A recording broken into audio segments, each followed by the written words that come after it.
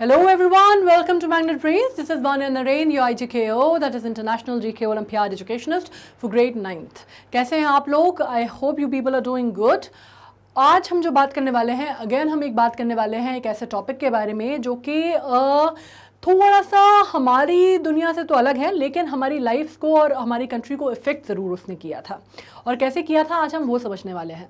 जब आपको मालूम है कि आज की डेट में जब रशिया और Ukraine conflict is at the peak, right, आज की डेट में इनफैक्ट कुछ लोग हैं जो कि पूरा न्यूमरोलॉजी के हिसाब से भी काफ़ी सारी चीज़ें निकाल रहे हैं और कह रहे हैं कि भाई वर्ल्ड वॉर 1 जो था उसकी डेट जो है वो कैलकुलेट करके 68 आ रही थी, और वर्ल्ड वॉर 2 की जो डेट थी अगर उनको न्यूमरोलॉजिकली कैलकुलेट किया जाए तो वो भी 68 आ रहा था। तो वैसे ही जो इन्वेजन ऑफ यूक्रेन हुआ है रशिया के थ्रू, उसकी भी डेट जो है 68 है। तो ये अपने अपने फंडे हैं लोगों के, ये तो खैर न्यूमरोलॉजी और इधर उधर की बातें हैं जिसमें वो कह रहे हैं कि वर्ल्ड वॉर 3 की स्टार्टिंग मानी जा सकती है। पर हम उम्मीद करते हैं कि ऐसा ना हो, क्योंकि अगर वो ऐसा हुआ तो जो हालात हैं, जो नौबत है, उसको हम कंट्रोल नहीं कर पाएंगे। This is a given fact, right. लेकिन अपन बात करते हैं अभी एक चीज़ की जो हुई थी 2020 में, ठीक है, और बहुत ही ऐतिहासिक चीज़ थी, बहुत ही ऐतिहासिक निर्णय था जो लिया गया था। और काफ़ी ऑलरेडी हालांकि इसके बारे में अटकलें बहुत टाइम से चल रही थी, 2018 से चल रही थी कि यूरोप जो है उसकी जो ब्रिटेन है वो बेसिकली, हम बात कर रहे हैं ब्रिटेन जो है बेसिकली वो यूरोपियन यूनियन से बाहर जा सकता है। इसकी बातें अटकलें पहले से चल रही थी, लेकिन ये हुआ कब? 2020 में, ब्रेक्सिट जिसको हम कहते हैं, ठीक है। अब ब्रेक्सिट की हम बात कर रहे हैं तो वो बात आज क्यों कर रहे हैं हम? क्योंकि वो इंडिया को किस तरह अफेक्ट करेगा उसके बारे में आज हम बात कर रहे हैं। जैसे मैंने कहा कि हम जब बात करते हैं जीके की, आईजीके की, तो हमारा फोकस सिर्फ ये नहीं होता कि हम एक एग्जाम के बारे में बात करें। हमारा फोकस होता है कि हम एक we can talk about the ideas and we can talk about the psyche जो कि पीछे काम करती है उसके, ठीक है। मतलब पढ़ाई या नॉलेज तब तक किसी काम की नहीं होती जब तक वो आपको सोचने पे विवश ना करे। हम जो काम कर रहे हैं वो ये कर रहे हैं कि अभी हमें सोचना है, समझना है, हमें आकलन करना है कि अगर कोई चीज़ हुई है, कोई इतना बड़ा इवेंट हुआ है राष्ट्रीय स्तर पे या अंतर्राष्ट्रीय स्तर पे, तो उसका एक दूसरी कंट्रीज़ पे या दूसरी पूरी जो इकॉनमीज़ हैं उन पर क्या असर पड़ता है, ठीक है। ब्रेक्सिट आपको मालूम होगा आज की डेट में ये करंट अफेयर्स का भी टॉपिक है, ये आज की डेट में स्टैटिक जीके का भी टॉपिक है, और ये बेसिकली एक डिबेट का भी टॉपिक है, ठीक है। तो हम एक साथ 3 काम करने वाले हैं। आज हम बात करने वाले हैं, we are going to discuss about Brexit, ठीक है, जिसका आपने पहले नाम, मुझे मालूम है, I know many students, many grown ups also, student छोड़ दीजिए, जिनसे मैंने पूछा ब्रेक्सिट के बारे में बात करनी है तो Brexit, and they were like Brexit शायद कोई क्रिप्टो करेंसी होगी, है ना। So I know people who are not even aware of the general things which are happening. आपको जनरल जो टर्मिनोलॉजी है वो भी नहीं पता। So I don't want my students, मैं नहीं चाहती कि मेरे स्टूडेंट्स कम से कम इतने इग्नोरेंट चंक का हिस्सा रहें कि उनको इतनी बड़ी चीज़ें जो हो रही हैं दुनिया में उसका नहीं पता हो, ठीक है। हमें बहुत डिटेल में नहीं पता करना, लेकिन हमें इतना पता होना चाहिए कि कम से कम कोई हमसे बात करे तो we don't make fool of ourselves, right. जैसे मैंने कहा, ये जो टॉपिक है इसको चुनने के पीछे रीज़न भी यही है that I happen to have this discussion with somebody and the person was so well known, like पढ़े लिखे, the guy was very educated, वो डॉक्टर थे, और उसके बाद उनका ये कहना था कि Brexit, I don't know, I have no idea, maybe कोई क्रिप्टो करेंसी होगी बिटकॉइन जैसी। So at least we should not be that ignorant, right. हमें हर चीज़ की नॉलेज होनी चाहिए। हम IGK की पढ़ाई करनी है, उसका तो ये हिस्सा है ही, पर इन जनरल भी आपका कम से कम GK, आपका करंट अफेयर्स इतना तो स्ट्रॉन्ग हो कि अगर आप किसी से बात कर रहे हैं तो आप एक एक अच्छी रिस्पेक्टेबल पोजीशन पे रह के बात कर सकें। अदरवाइज आपकी पढ़ाई लिखाई, education, marks, degrees, academic records क्या काम के हैं, राइट। ओके, सो यही बात हम यहाँ पे मैग्नेट ब्रेन्स में हम कोशिश भी करते हैं कि हम सिर्फ आपको 2 चैप्टर्स पढ़ा के, इसलिए हम आपसे कोई सब्सक्रिप्शन फीस नहीं मांगते, या हम आपसे ये नहीं कहते कि आपको हमारा पैकेज परचेज करना है, because we are not selling education. हम यहाँ पे पढ़ाई को या एजुकेशन को बेच नहीं रहे हैं।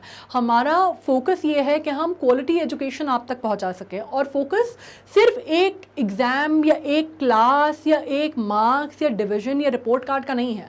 फोकस ये है कि कम से कम एक रिस्पॉन्सिबल एजुकेटेड सिटीजन हम बना सकें। लिटरेट और एजुकेटेड में फ़र्क होता है, तो ये फ़र्क जो है, ये जो दूरी है ना, इसको हम तय करने की कोशिश कर रहे हैं, ठीक है। और अगर आप ये करेंगे तो, जिसको मैंने कहा कि मेरा मूल मंत्र भी है और हम मैग्नेट ब्रेन्स में भी हमारा मूल मंत्र है, हम होंगे होंगे कामयाब और ये चीज़ ज़रूर होगी, राइट। तो जैसा मैंने कहा कि आज का जो हमारा टॉपिक है, हम बात करने वाले हैं ब्रेक्सिट की हम बात करने वाले हैं। और हम डील किससे करने वाले हैं?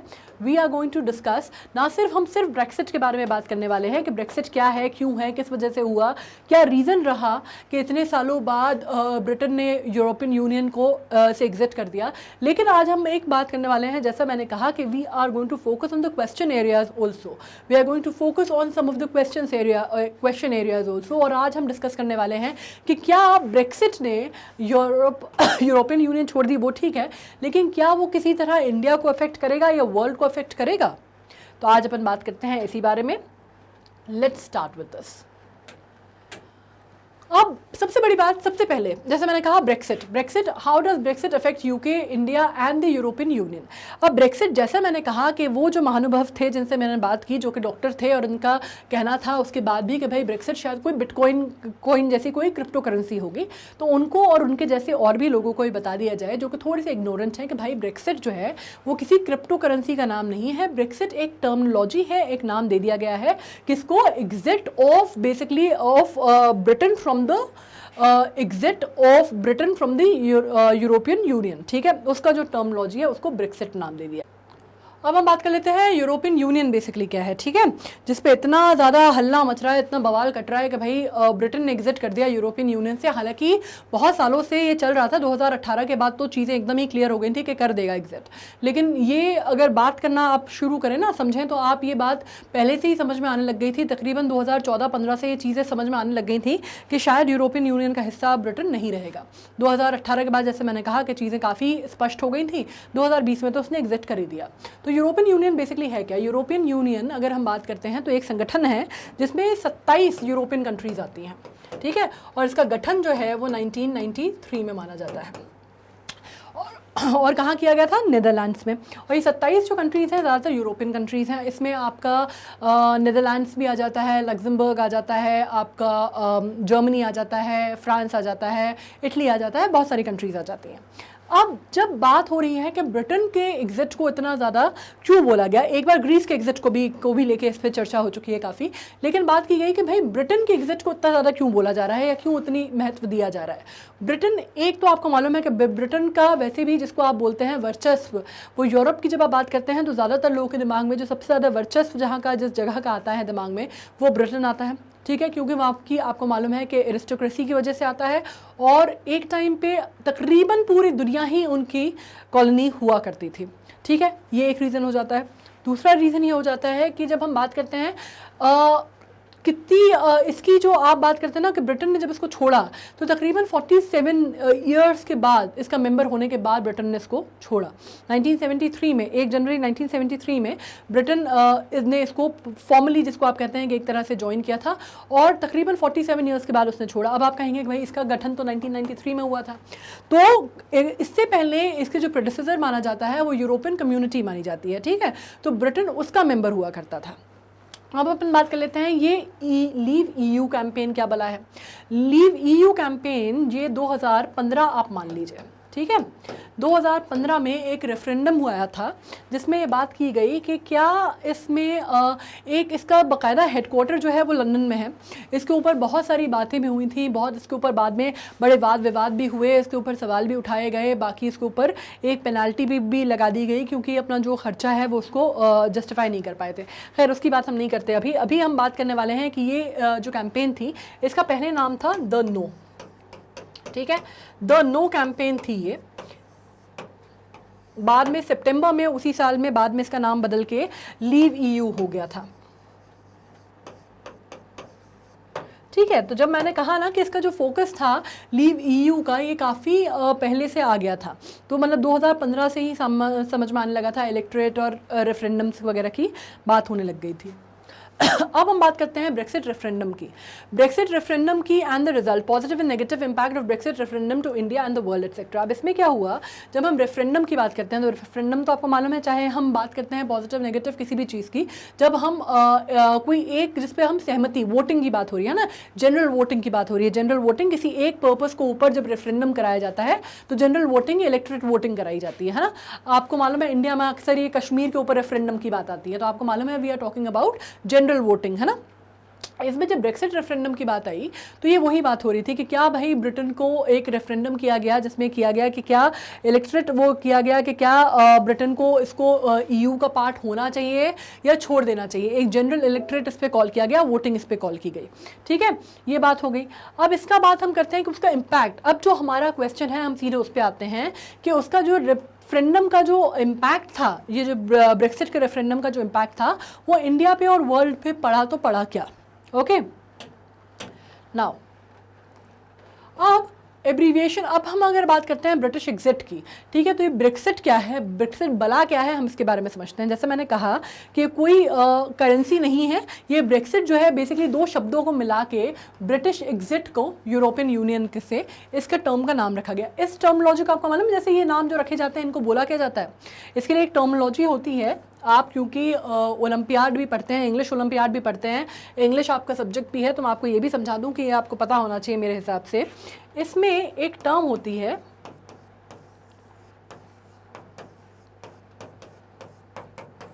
पोर्टमैन्ट्यू। ठीक है, ये एक टर्मिनोलॉजी होती है। इसका मतलब क्या होता है, इसका मतलब ऐसे अगर आप खुद देखना चाहें उसमें अपने डिक्शनरी में तो ज़्यादा बेटर है, लेकिन खैर मैं आपको फ़िलहाल बता देती हूँ कि जब दो टर्म्स को, दो टर्मिनोलॉजीज़ को मिला के एक साथ जॉइन करके बोल दिया जाता है ना, तो पोर्टमैन्ट्यू हो जाता है। जैसे ये ब्रेक्सिट जो है ना, वो ब्रिटिश और एग्जिट को मिला के बना है और इसका नाम क्या हो गया, ब्रेक्सिट। तो ये जो ब्रेक्सिट है ये पोर्टमैन्ट्यू है। ठीक है, इसी तरह जैसे अपन बोलते हैं ना सफ़ीना, नॉर्मल एग्जाम्पल है सफ़ीना, सैफ एंड करीना, तो वो भी एक पोर्टमैन्ट्यू है। राइट, ओके, तो आपको क्लियर हो गया। तो ये आपका इंग्लिश का भी पार्ट हो गया साथ में। चलिए, अब जब हम बात कर सकते हैं कि Brexit is the mirror term Grexit. जैसे मैंने कहा कि एक टाइम पे जब दो सिटी ग्रुप्स की बात हुई थी, इकोनॉमिस्ट इन फरवरी 2012 में उन्होंने टर्मिनोलॉजी लाई थे जिसमें उन्होंने बात की थी, ये कब के लिए हुआ था, पॉसिबल एग्जिट की बात की गई थी ग्रीस की। जैसे मैंने कहा ना कि पॉसिबल एग्जिट की, उसका भी बहुत बात हुई थी उसके ऊपर भी। तो ये जो टर्मिनोलॉजी है ये बेसिकली दो इकोनॉमिस्ट लाए थे। इसी तरह की टर्मिनोलॉजी मीडिया और उसमें काफ़ी आती है। जब हम बात करते हैं पेपराजी की, जैसे ब्रांजेलिना बोला जाता है ना, ब्रैड पिट और एंजेलिना जोली को, इस तरह का ही एक टर्मिनोलॉजी है। तो इससे बिल्कुल घबराने की या इससे इंटिमिडेट होने की बात नहीं है कि ब्रेक्सिट क्या हुआ है, ब्रेक्सिट या ग्रेक्सिट क्या हुआ है, कुछ भी नहीं है। ब्रेक्सिट ब्रिटिश एग्जिट की बात हो रही है यूरोपियन यूनियन से, और ग्रेक्सिट जो है वो पॉसिबल ग्रीस का जब एग्जिट की बात चल रही थी यूरोपियन यूनियन से तब की बात है। ठीक है, अब हम बात कर लेते हैं। Britain has had a troubled relation with EU since the beginning and has made various attempts in the past to break away from it। अब क्या हुआ है कि ब्रिटेन का ऐसा नहीं है कि एकदम से ये हुआ कि एकदम से इसने सोचा कि मैं निकल जाऊं या अलग हो जाऊं यूरोपियन यूनियन से। ब्रिटेन का एक तो उसकी तूती अलग ही बचती है ना। ब्रिटेन की जिसकी हम बात करते हैं तो वो पूरी दुनिया से, क्योंकि उनको ये लगता है कि उनका वर्चस्व रहा है, वो हमेशा से उनकी कॉलोनी रही है। और आपको मालूम ना, एक टाइम पे कहा जाता था कि बिल्कुल ब्रिटिश जो साम्राज्य है उसका कभी सूरज अस्त नहीं होता है ना, इतनी बड़ी उनकी कॉलोनी रही। तो उनको हमेशा कभी ना कभी कोई ना कोई प्रॉब्लम्स उनको हमेशा से आती रही यूरोपियन यूनियन से, और वो हमेशा से कहीं ना कहीं से कोई ना कोई मौका ताड़ रहे थे कि किसी तरह वो इससे अलग हो जाए। अब ये होता था कि वो एकदम से अलग हो भी नहीं सकते थे, ठीक है, क्योंकि अब वो पुराना वाला युग तो बचा नहीं था, बहुत चीज़ें बदल गई थी। इस सालों में 20वीं सेंचुरी में बहुत सारा बदलाव जो था दुनिया में आ गया था, तो वो एकदम से तो अलग हो नहीं सकते थे। तो इसका जो, जिसको आप कहते हैं ना कि कुछ ना कुछ हमेशा कलेश चलता रहा, कलह कलेश हमेशा चलती रही। 2014-15 से लेकिन 2000 से क्लियर हो गया था कि अब जो है ये नहीं होगा। जब ये रेफरेंडम, इलेक्ट्रेट और वो लीव EU कैंपेन और ये सब आया कि भाई अब तो 2018 में जाते जाते तक बिल्कुल अब मैटर हो गया था कि कब छोड़ेगा ब्रिटेन। ठीक है, फिर ये हो गया था तय कि अब इसके बाद ये छोड़ देंगे। अब 2020 में क्या हुआ, 2020 बिल्कुल रात के 11 बजे GMT का जो टाइम था, 2300 आवर्स जिसको हम बोलते हैं GMT, उसमें 31 जनवरी को इनका बिल्कुल ये हुआ कि इनकी एकदम चेतना जागी और इन्होंने छोड़ दिया, एग्जिट कर दिया 2020 में। ठीक है, अब इसके साथ बहुत सारी चीज़ें चेंज हुई, बहुत सारे परिवर्तन आए। जाहिर सी बात है कि जो एक कॉमन लॉ चलता था EU का, वो उसमें काफ़ी सारे परिवर्तन आए। अब ये हुआ कि ब्रिटेन जो है वो अपना लॉ जो है, अब वो उसकी जो, जिसको आप कहते हैं ना कि प्रेमिसी जो थी ब्रिटिश लॉ के ऊपर, उसकी नहीं बची। अब ब्रिटिश जो था वो अपने हिसाब से अपने लॉस को ट्वीक कर सकता था, चेंज कर सकता था, रिपील कर सकता था, एबॉलिश कर सकता था, वो चीज़ आ गई। नॉर्दर्न आयरलैंड, हालांकि कुछ ऐसी चीज़ें अभी भी थी, जैसे हम बात करते हैं नॉर्दर्न आयरलैंड की, नॉर्दर्न आयरलैंड की अगर हम बात करते हैं तो अभी भी कहीं ना कहीं यूरोपियन यूनियन का हिस्सा था, मतलब यूरोपियन सिंगल मार्केट का हिस्सा था। डी फैक्टो मेंबर आप कह सकते हैं उसको, डी फैक्टो मेंबर वो रहा, नॉर्दर्न आयरलैंड रहा उसका, ठीक है। उसके बाद जिसमें हम बोलते हैं कि यूरोपियन यूनियन का सिंगल मार्केट उसमें रहा, या यूरोपियन यूनियन जब हम कॉर्पोरेट सेक्टर्स की बात करते हैं तो उसका हिस्सा रहा। डी फैक्टो की का मतलब आपको मालूम है, डी फैक्टो मेंबर, रुकिए उसको भी समझते हैं अपन कि डी फैक्टो मेंबर किसको बोलते हैं। अब जैसे मैंने आपसे कहा ना, डी फैक्टो या डी जोर, ये दो अलग अलग टर्मिनोलॉजी हैं, इन पे हम डिस्कस करते हैं। लेकिन हम उससे पहले ये समझ लेते हैं कि क्या हुआ कि जब ब्रेक्सिट का विड्रॉल एग्रीमेंट आया उसके अंतर्गत क्या हुआ कि नॉर्दर्न आयरलैंड जो था वो अभी भी इसका हिस्सा हो सकता था। जैसे मैंने कहा ना, यूरोप का सिंगल मार्केट का या यूरोप का हम जब बात करते हैं कस्टम मार्केट का, कस्टम यूनियन का, उसका हिस्सा वो रह सकता था, ठीक है। लेकिन जब ये एग्जिट का की बात आई थी, जब इसका विड्रॉल का एग्रीमेंट आया था, विड्रॉल एक्ट आया था 2018 में, तो उसमें ये हुआ कि कुछ डोमेस्टिक लॉस थे जिनको मैंने जैसे कहा कि अब ब्रिटेन उनको अपने हिसाब से रिपील कर सकता था या अबॉलिश कर सकता था। अब इसमें ये चीज़ जैसे मैंने कहा ना, ये हमेशा से बोन ऑफ कंटेंशन रहा, ये ऐसा नहीं था कि रातों रात हो गया। मतलब अगर आप 1975 में भी जाके देखें तो दोनों ही तरह की, जब आपको मालूम है ना, दो मेजर पॉलिटिकल पार्टीज़, जैसे अपने यहाँ बीजेपी कांग्रेस है, वैसे अगर आप ब्रिटेन में बात करते हैं तो आपको मालूम है कंजर्वेटिव, तो उसमें दो होते हैं, कंजर्वेटिव आते हैं और क्या आते हैं आपके लेबर आते हैं, लेबर पार्टी आती है, ठीक है। तो दोनों की पार्टी की अगर बात करते हैं तो दोनों के जो प्रेसिडेंशियल या प्राइम मिनिस्ट्रियल कैंडिडेट्स होते हैं वो इस तरह के, जैसे अपने यहाँ जो मैनिफेस्टो बनता है ना, इलेक्शन मैनिफेस्टो, तो उसमें अगर आप बात करते हैं तो उस टाइम पे अगर आप बात करते हैं तो 1975 के जो तत्कालीन उस टाइम पे प्राइम मिनिस्टर थे, उन्होंने ब्रिटेन की, उन्होंने भी ये कोशिश की कि भाई एक काम करते हैं कि रेफरेंडम उन्होंने लेने की कोशिश की कि भाई यूरोप का, EU का, जो उसको EU नहीं, उस टाइम पे EC हुआ करता था, यूरोपियन कम्युनिटी, उसका हिस्सा ब्रिटेन को रहना चाहिए, नहीं रहना चाहिए। उसके बाद अगर हम अभी की बात करते हैं तो जेम्स कैमरॉन जब जेम्स कैमरॉन नहीं, डेविड कैमरॉन जब प्राइम मिनिस्टर के थे तो उन्होंने भी अपने मैनिफेस्टो में कहा कि भाई अगर वो हो जाते हैं तो फिर से वो एक रिवाइज्ड रेफरेंडम लेंगे कि क्या EU का हिस्सा ब्रिटेन को रहना चाहिए या नहीं। तो मतलब जैसे मैंने कहा ना, ये बोन ऑफ कंटेंशन हमेशा से थी, ये मतलब कोई नई चीज़ नहीं हुई है, हमेशा से थी। चलिए अब अपन आ जाते हैं बात पे डी फैक्टो की। डी फैक्टो और डी ज्योर क्या होता है, नाम सुना होगा आपने अक्सर, डी फैक्टो मेंबर रहेगा और डी ज्योर, ये दो टर्म्स होते हैं, या आपने पॉलिटिकल उसमें अक्सर सुने होंगे de facto members. De facto members का मतलब ये होता है, डी फैक्टो मतलब कोई भी टर्मिनोलॉजी का मतलब ये होता है कि वो ऑन जिसको आप बोलते हैं इन प्रैक्टिस है, ठीक है, इन प्रैक्टिस है, भले ही वो लॉ में हो या नहीं हो, प्रैक्टिस में कोई चीज़ है, लॉ में उसके रिकग्निशन हो या नहीं हो, दैट इज डिफरेंट, और उसका ही जस्ट ऑपोजिट होता है डी ज्योर, ठीक है। ये क्लियर हो गया। तो अब बेसिकली बात ये हुई थी कि नॉर्दर्न आयरलैंड जो है डी फैक्टो मेंबर रहेगा काहे का, यूरोपियन सिंगल मार्केट का या फिर कस्टम यूनियन का, EU कस्टम यूनियन का, ठीक है। अब अपन ये बात कर लेते हैं कि इतना इंपॉर्टेंट क्यों है ये EU, इतना इंपॉर्टेंट क्यों है। EU इतना इंपॉर्टेंट इसलिए है कि EU मेंबर्स जो होते हैं वो 16% जो है वर्ल्ड के इंपोर्ट और एक्सपोर्ट का हिस्सा बनते हैं, right. They comprise of 16% of the world import and export, जो कि कंट्रीज हैं, राइट। उसमें मतलब आप ये मान लीजिए कि अगर आप US की बात करते हैं तो US से कहीं ज़्यादा है, लार्जेस्ट ट्रेडिंग मानी जाती है, लार्जेस्ट ट्रेडिंग ब्लॉक माना जाता है पूरी दुनिया का, जो कि कई गुना ज़्यादा जिसको आप कहते हैं सरपास करता है US को, यूनाइटेड स्टेट्स को, ठीक है। इसमें जब हम बात करते हैं इन 2012 the EU was awarded the Nobel Peace Prize for advancing the causes of peace, reconciliation, democracy and human right in Europe। अब इसके अलावा जब हम बात करते हैं सिंगल मार्केट की, या हम बात करते हैं कस्टम्स की, या हम बात करते हैं ट्रेडिंग की, या हम बात करते हैं इंपोर्ट एक्सपोर्ट की, वो सब तो ठीक है, पर उसके अलावा नोबेल कॉजेज़ के लिए भी वो काम करता है, या फिर वो काम करता है, जैसे नोबेल पीस प्राइज़ दिया गया पूरी के पूरे यूरोपियन यूनियन को। क्यों दिया गया? क्योंकि उनका ये माना गया कि भाई ये यूरोप के जो क्षेत्र है, यूरोप में आपको मालूम है कि बहुत सारी कंट्रीज़ जो हैं वो आती हैं, है ना, बहुत मेजर कंट्रीज़ जो हैं डेवलप्ड वर्ल्ड की वो आती हैं यूरोप में। तो ये कहा गया कि वो जो है यूरोपियन यूनियन एक तरह से उसको प्रोपेल करने का काम करता है, किसको, and it works towards the collective goals of काहे का, पीस का, रिकन्सिलिएशन का, डेमोक्रेसी स्थापित करने का, डेमोक्रेसी मतलब प्रजातंत्र, और ह्यूमन राइट्स का पूरे यूरोपियन क्षेत्र में, ठीक है। इसके लिए उसको रिकग्नाइज़ किया गया।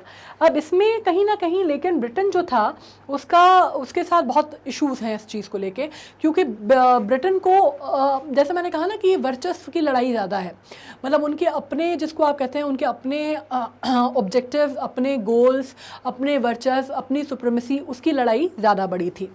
अब ये बात कर लेते हैं, अब नेक्स्ट पे आते हैं अपन इसके बाद अपन समझने की कोशिश करते हैं कि व्हाट इज़ यूरोपियन यूनियन, ये बात चल रही है, उसी पे अपन बात कर रहे हैं। EU जैसे मैंने कहा कि एक political trade and economic union founded in 1957, it revolved over decades and reached it present model in 1992। 1992 में इसका प्रेजेंट मॉडल आया, 1993 में इसको गठित किया गया। ठीक है, ये अपना जिसको बोलते हैं एक पॉलिटिकल ट्रेड संगठन के तौर पे या इकोनॉमिक यूनियन जो था, जो कि फाउंड आउट कब किया गया था, 1957 में। ठीक है, लेकिन अपने प्रेजेंट मॉडल में जब आप इसको बोलते हैं फॉर्मल की जो आज का स्ट्रक्चर है वो मैं आपको पहले ही बता चुकी हूँ। अभी फिलहाल जब हम बात करते हैं तो ये 27 मेंबर्स के साथ शुरू हुआ था। आज की डेट में 51 कंट्रीज़ हैं यूरोप में, जिसमें से 28 कंट्रीज़ जो हैं इन्होंने have signed a treaty to become part of European Union. इनमें से 28 ने बाकायदा एक ट्रीटी जो है उसको साइन किया है कि वो अब यूरोपियन यूनियन का हिस्सा हैं। ठीक है, इसके अलावा जब हम बात करते हैं तो clearly there are countries in Europe which are not part of the European Union. तो बहुत और भी ऐसी कंट्रीज़ हैं, ऐसा नहीं है कि यूरोपियन यूनियन है तो उसमें जितनी यूरोप की कंट्रीज़ हैं वो सारी उसका हिस्सा बन जाएंगी, ऐसा बिल्कुल भी नहीं है। कुछ ऐसी कंट्रीज़ अभी भी हैं यूरोप में, ब्रिटेन के अलावा भी हैं जो कि यूरोपियन यूनियन का हिस्सा नहीं है या नहीं रही हैं। ठीक है, ये बात समझ में आ जाती है। अब जब हम बात करते हैं EU ट्रीटी की तो हम बात करते हैं provided for European parliament and European council which consist of representative of the member state. ठीक है, अब EU ट्रीटी की, जब यूरोपियन यूनियन ट्रीटी की बात करते हैं तो वो क्या करता है, यूरोपियन पार्लियामेंट को provided for European parliament and European council, जो कि कंसिडर क्या करती है, जो कि कंसिस्ट कहाँ से करती है, रिप्रेजेंटेटिव्स जो कि मेंबर स्टेट्स के होंगे, मतलब वो मेंबर्स जो कि ये 51 कंट्रीज़ जो है ना, इसके जो मेंबर्स होंगे वो उसका हिस्सा बनेंगे। अब अपन आ जाते हैं नेक्स्ट पे। The European area is subset of the EU, which is a monetary union of 19 of the 28 countries which use the common currency euro. ठीक है, अब इसमें आपको बहुत सारी चीज़ें मालूम है कि जब हम यूरोपियन यूनियन की बात करते हैं तो वी नो कि 1992 में कंक्लूड हो गई थी, जैसे कि लिखा था पहले, लेकिन 1993 में जैसे मैंने कहा कि नीदरलैंड में ये फॉर्म हुई। ठीक है, मैस्ट्रिक्ट कहते हैं उसको, जगह को जहाँ पे इसका फॉर्मेशन हुआ नीदरलैंड्स में। उस पर जो पहली ट्रीटी थी वो भी मैस्ट्रिक्ट ट्रीटी कहलाती है, काफ़ी इंपॉर्टेंट ट्रीटी मानी जाती है। उसके अलावा उससे पहले भी काफ़ी ट्रीटीज़ हुई थी, उससे पहले भी मतलब आप कह सकते हैं कि ट्रीटी ऑफ पेरिस हुई थी, ट्रीटी ऑफ रोम हुई थी जो 1950s 60s 70s ऐसे टाइम पे हुई। उसके बाद ये मैस्ट्रिक्ट ट्रीटी हुई जिसमें फाइनली इसको फॉर्मेशन ट्रीटीज़ की मानी जाती है। इसमें यह हुआ कि जो मेंबर्स थे, उसके बाद एक ट्रीटी ऑफ लिस्बन हुई जो कि बहुत इंपॉर्टेंट है, 2009 में हुई है वो शायद, तो वो भी काफ़ी इंपॉर्टेंट मानी जाती है। लेकिन अभी हम फिलहाल मैस्ट्रिक्ट की बात करते हैं। तो उस टाइम पे क्या हुआ था कि इसका फॉर्मेशन किया गया। अब उसमें जो कंट्रीज़ थी उसके बाद एक यूरो एरिया करके एक उसका पार्ट है, एक सबसेट है EU का, जो कि यूरोपियन यूनियन का पार्ट है। और उसमें ये हुआ कि मॉनेटरी यूनियन जो है 19 कंट्रीज़ जो थी 28 में से, ठीक है, उन्होंने क्या एक सिंगल करेंसी उन्होंने अडेप्ट की, एक सिंगल करेंसी, एक सिंगल जिसको आप बोलते हैं कॉमन करेंसी जो है उन्होंने अडेप्ट की, जो कि है यूरो। ठीक है, तो काफ़ी सारी जो मैक्सिमम कंट्रीज़ हैं, मतलब 19 कंट्रीज़ आप मान लीजिए पूरे यूरोप में एक ही करेंसी यूज़ करती हैं, विच इज़ यूरो। ठीक है, लेकिन आपको जैसे कि आपको मालूम है, जब हम बात करते हैं ब्रिटेन की तो हमें मालूम है क्या, when we talk about Britain we know that we are talking about pound, है ना। तो ये भी एक डिफरेंट आ गया। अब इसमें हम बात कर लेते हैं कि और भी, हालांकि सिर्फ पाउंड नहीं है, और भी कंट्रीज़ हैं जहाँ पे अलग अलग करेंसी यूज़ होती हैं। तो इट इज़ नॉट, ये अकेला एक डिफरेंशिएटिंग फैक्टर नहीं है, लेकिन it is also one of the differentiating factor कि ब्रिटेन जो है वो यूरो भी काउंट नहीं करता। उसके अलावा not all EU members use the euro, Britain is a EU member and it is not a part of a EA। जैसे कि मुझे मालूम है कि आपको पता है कि पहले से था ये कि वो EA का पार्ट नहीं रहा। ठीक है, इसके अलावा it does not use euro, it has retain its own currency the pound sterling, ये तो हमने यहाँ लिखा ही हुआ है। इसके बाद अपन नेक्स्ट बात कर लेते हैं। The Leave campaign argues that Britain is losing out a big deal by staying in the EU। अब ये क्यों हुआ था जब हम बात कर रहे थे, हालांकि हमेशा से मैंने कहा ना कि हमेशा से उनका जो ऑब्जेक्टिव्स थे वो बहुत डिफरेंट थे। उनके वर्चस्व की लड़ाई थी, उनका उनके जो डोमेस्टिक उनके रूल्स रेगुलेशंस लॉस थे, उनके हिसाब से वो जिसको आप कहते हैं ना कि एक तरह से वो सामंजस्य नहीं बिठा पा रहे थे। ठीक है, तो अब उनका ये कहना था, उनका ये एक जिसको बोलते हैं आर्ग्यूमेंट था कि भाई लीव कैंपेन इसलिए किया कि ब्रिटेन जो था वो बहुत ज़्यादा लूज़ कर रहा था, काफ़ी सारा उसको नुकसान हो रहा था हर फ्रंट पे अगर वो EU का मेंबर रहता है तो। और ये बहुत सालों की डिबेट थी। अब उसको कहा जा रहा था कि उसको भाई बहुत सारा जो है अपने जो पाउंड्स हैं उसको बहुत बड़ा चंक जो है जो क्वांटिटी है वो अपने पाउंड्स की उसको खर्च करनी पड़ रही है और बहुत महंगा उसको पड़ रहा है। काफ़ी मिलियंस ऑफ पाउंड जो है उसको खर्च करने पड़ते हैं काय के लिए, to contribute to the European budget. ठीक है, तो ये वो कह रहा था कि भाई हम अफोर्ड नहीं कर सकते। अफोर्ड करने के अलावा उनका ये कहना था कि भाई वाई शुड वी, है ना। उनका एक जैसा मैंने कहा कि उनका एक अलग ही उनकी तूती बचती है कि उनको लग रहा था कि हमारा जो पाउंड्स है वो हम बहुत ज़्यादा इसमें हमारे पैसा लग रहा है, बहुत ज़्यादा हमारी फाइनेंसेस जो हैं वो हमारी जिसको बोलते हैं फाइनेंसेस का फ्लो जो है हमारा बहुत गड़बड़ा रहा है, और उनको जितना बेनिफिट नहीं है यूरोपियन यूनियन का हिस्सा होने से उससे ज़्यादा उनको नुकसान हो रहा था, ये उनका मानना था। उसके बाद हम करते हैं कि extremely bureaucratic nature of the European parliament is hurting the British exporters. अब ये कहना था कि भाई जो EU की जो पार्लियामेंट है ना, जिसमें जो उसके मेंबर स्टेट्स रहते हैं, उनके रिप्रेजेंटेटिव्स रहते हैं, अब उनका ये कहना था कि भाई उनका जो वर्किंग है उनके पार्लियामेंट की वो ब्रिटिश एक्सपोर्टर्स को बहुत ज़्यादा हार्म कर रही थी। ठीक है, उनका ये कहना था कि एक तरह की एक आप ये कह सकते हैं कि लॉबिंग वगैरह भी थी। उनका ये मानना था कि भाई ब्रिटिश एक्सपोर्टर्स को नुकसान पहुंचा रही है, मतलब उसके बिजनेस को, फाइनेंसेस को और इकोनॉमी को हिंडर कर रही है। दूसरी बात थी कि migration from the European union into Britain mainly pigs economies is creating the imbalance in the welfare schemes of the UK government. अब उनका ये कहना था कि जो माइग्रेशन हो रहा है कि लोग जो हैं भाई खासकर जो पिग इकोनॉमीज से जो लोग आते हैं, पिग्स इकोनॉमी से जो लोग आते हैं, वो क्योंकि वो इस तरह से आते जा रहे हैं और जो माइग्रेशन की जो समस्या है वो बहुत ज़्यादा प्रॉब्लम हो रही है। ब्रिटेन में आ रहे हैं लोग, अब ब्रिटेन में लोग आ रहे हैं तो उसके कारण क्या हो रहा है, उनकी जो पॉलिसीज़ हैं उस पर इफेक्ट पड़ रहा है, उनके जो पॉलिसीज़ हैं उन पर इफेक्ट पड़ रहा है, उनकी जो कंट्री का जिसको आप कहते हैं कि एक तरह से भार पड़ रहा है ना। तो वाली चीज़ थी कि उनकी जो स्कीम्स थी लोकल उनकी सिटीजन्स के लिए उसको इफेक्ट हो रहा था, इम्बैलेंस क्रिएट हो रहा था, तो ये उनको इशू थी। फिर उनका ये कहना था but those who oppose the campaign says that Britain is the net gainer if she stays in the EU। इस पे जैसे जब कोई बहुत बड़ा डिबेट होता है, कोई बहुत बड़ा डिस्कशन होता है, तो जाहिर सी बात है कि दो अलग अलग पार्टों में चीज़ें बट जाती हैं, है ना। कोई प्रो में होता है, कोई कॉन्स में होता है, कोई प्रो होता है, कोई फॉर होता है, कोई अगेंस्ट होता है, कोई प्रोस गिनाता है, कोई कॉन्स गिनाता है, इस तरह की चीज़ें होती हैं। एक सहमति बनना बहुत मुश्किल होती है। इसी वजह से रेफरेंडम की इलेक्टोरेट की बात हुई थी, जो कि अलग अलग टाइम पे अलग अलग जो प्राइम मिनिस्टर थे उन्होंने भी की, अलग अलग टाइम पे जो प्रतिनिधि थे प्राइम मिनिस्टर पोजीशन के उनने भी की। तो लेकिन अब जो लोग जो नेगेटिव था जिसकी वजह से वो सपोर्ट कर रहे थे लीव EU, वो तो इतने सारे रीजंस थे। लेकिन कुछ लोग ऐसे थे जो कह रहे थे कि नहीं भाई, EU में रहना या एक यूरोपियन यूनियन का हिस्सा बने रहना ब्रिटेन के लिए ज़्यादा फ़ायदेमंद सौदा है। उनका ये कहना था कि अगर ब्रिटेन निकल जाती है, देखा जाए तो वो बहुत ज़्यादा अपना नुकसान पहुंचाएगी, क्योंकि हर तरह से गेन जो है वो ब्रिटेन का है। वो भले ही कुछ भी कह लें, लेकिन उनको इतना कोई नुकसान का सौदा नहीं है उनके लिए फ़ायदे का ही सौदा है EU का मेंबर होना। पर ये खैर डिबेट चलता रहा और काफ़ी सालों तक चलता रहा। उसके बाद हम बात कर लेते हैं कि अब about the referendum and the result. Referendum हमने समझ लिया था कि रेफरेंडम क्या होता है। रेफरेंडम बेसिकली वही है, डिनोट करता है वोटिंग इन विच एवरीवन और nearly everyone of voting age can take part, normally giving yes और no answer to the question, है ना। किसी एक पर्टिकुलर टॉपिक के ऊपर रेफरेंडम लिया जाता है, किसी एक पर्टिकुलर सब्जेक्ट के ऊपर, एक पर्पस के ऊपर रेफरेंडम लिया जाता है, जिसमें जो ज़्यादा वोट्स मिलते हैं जिसको वो डिक्लेयर हो जाता है विनर। सीधा सीधा सा हिसाब रहता है रेफरेंडम का, ठीक है। जैसे मैंने आपको कहा कि इंडिया में कश्मीर के ऊपर हमेशा रेफरेंडम का मामला आता है। इसमें प्राइम मिनिस्टर डेविड कैमरॉन, जैसे कि मैंने बात की, had promise to hold a referendum for Brexit if he won the 2015 general election. मैंने जैसे कहा आपसे कि but he led the campaign for stay vote, ठीक है। अब बात कर लेते हैं, there were growing calls from many MPs of the Conservative party and the UK independence party. UK independence party भी एक पार्टी है वहाँ की, but of course not as big and as famous as the two big giants, right? For the new referendum, जो कि 1975 में British had voted to stay in the EU for referendum। जैसे मैंने आपसे अभी पहले ही अपन ने बात की थी 75 के रेफरेंडम की, ठीक है। अब इसमें नेक्स्ट पार्ट पे बात कर लेते हैं। A referendum was held on 23rd June 2016 to decide whether Britain should exit or remain in the European Union। अभी बात हुई कब हुआ ये रेफरेंडम? ये रेफरेंडम हुआ जून 23, 2016 को, और ये डिसाइड किया गया कि भाई इसमें रहना चाहिए पार्ट या नहीं रहना चाहिए। अब एलिजिबल वोटर्स कौन थे? एलिजिबल वोटर्स थे जितने ब्रिटिश हैं वो सारे तो हैं ही, जाहिर सी बात है, आयरिश और कॉमनवेल्थ सिटीजन ओवर 18। कॉमनवेल्थ और EU में भी लोग अक्सर कंफ्यूज होते हैं, राइट। कॉमनवेल्थ अलग चीज़ है, EU बिल्कुल अलग चीज़ है।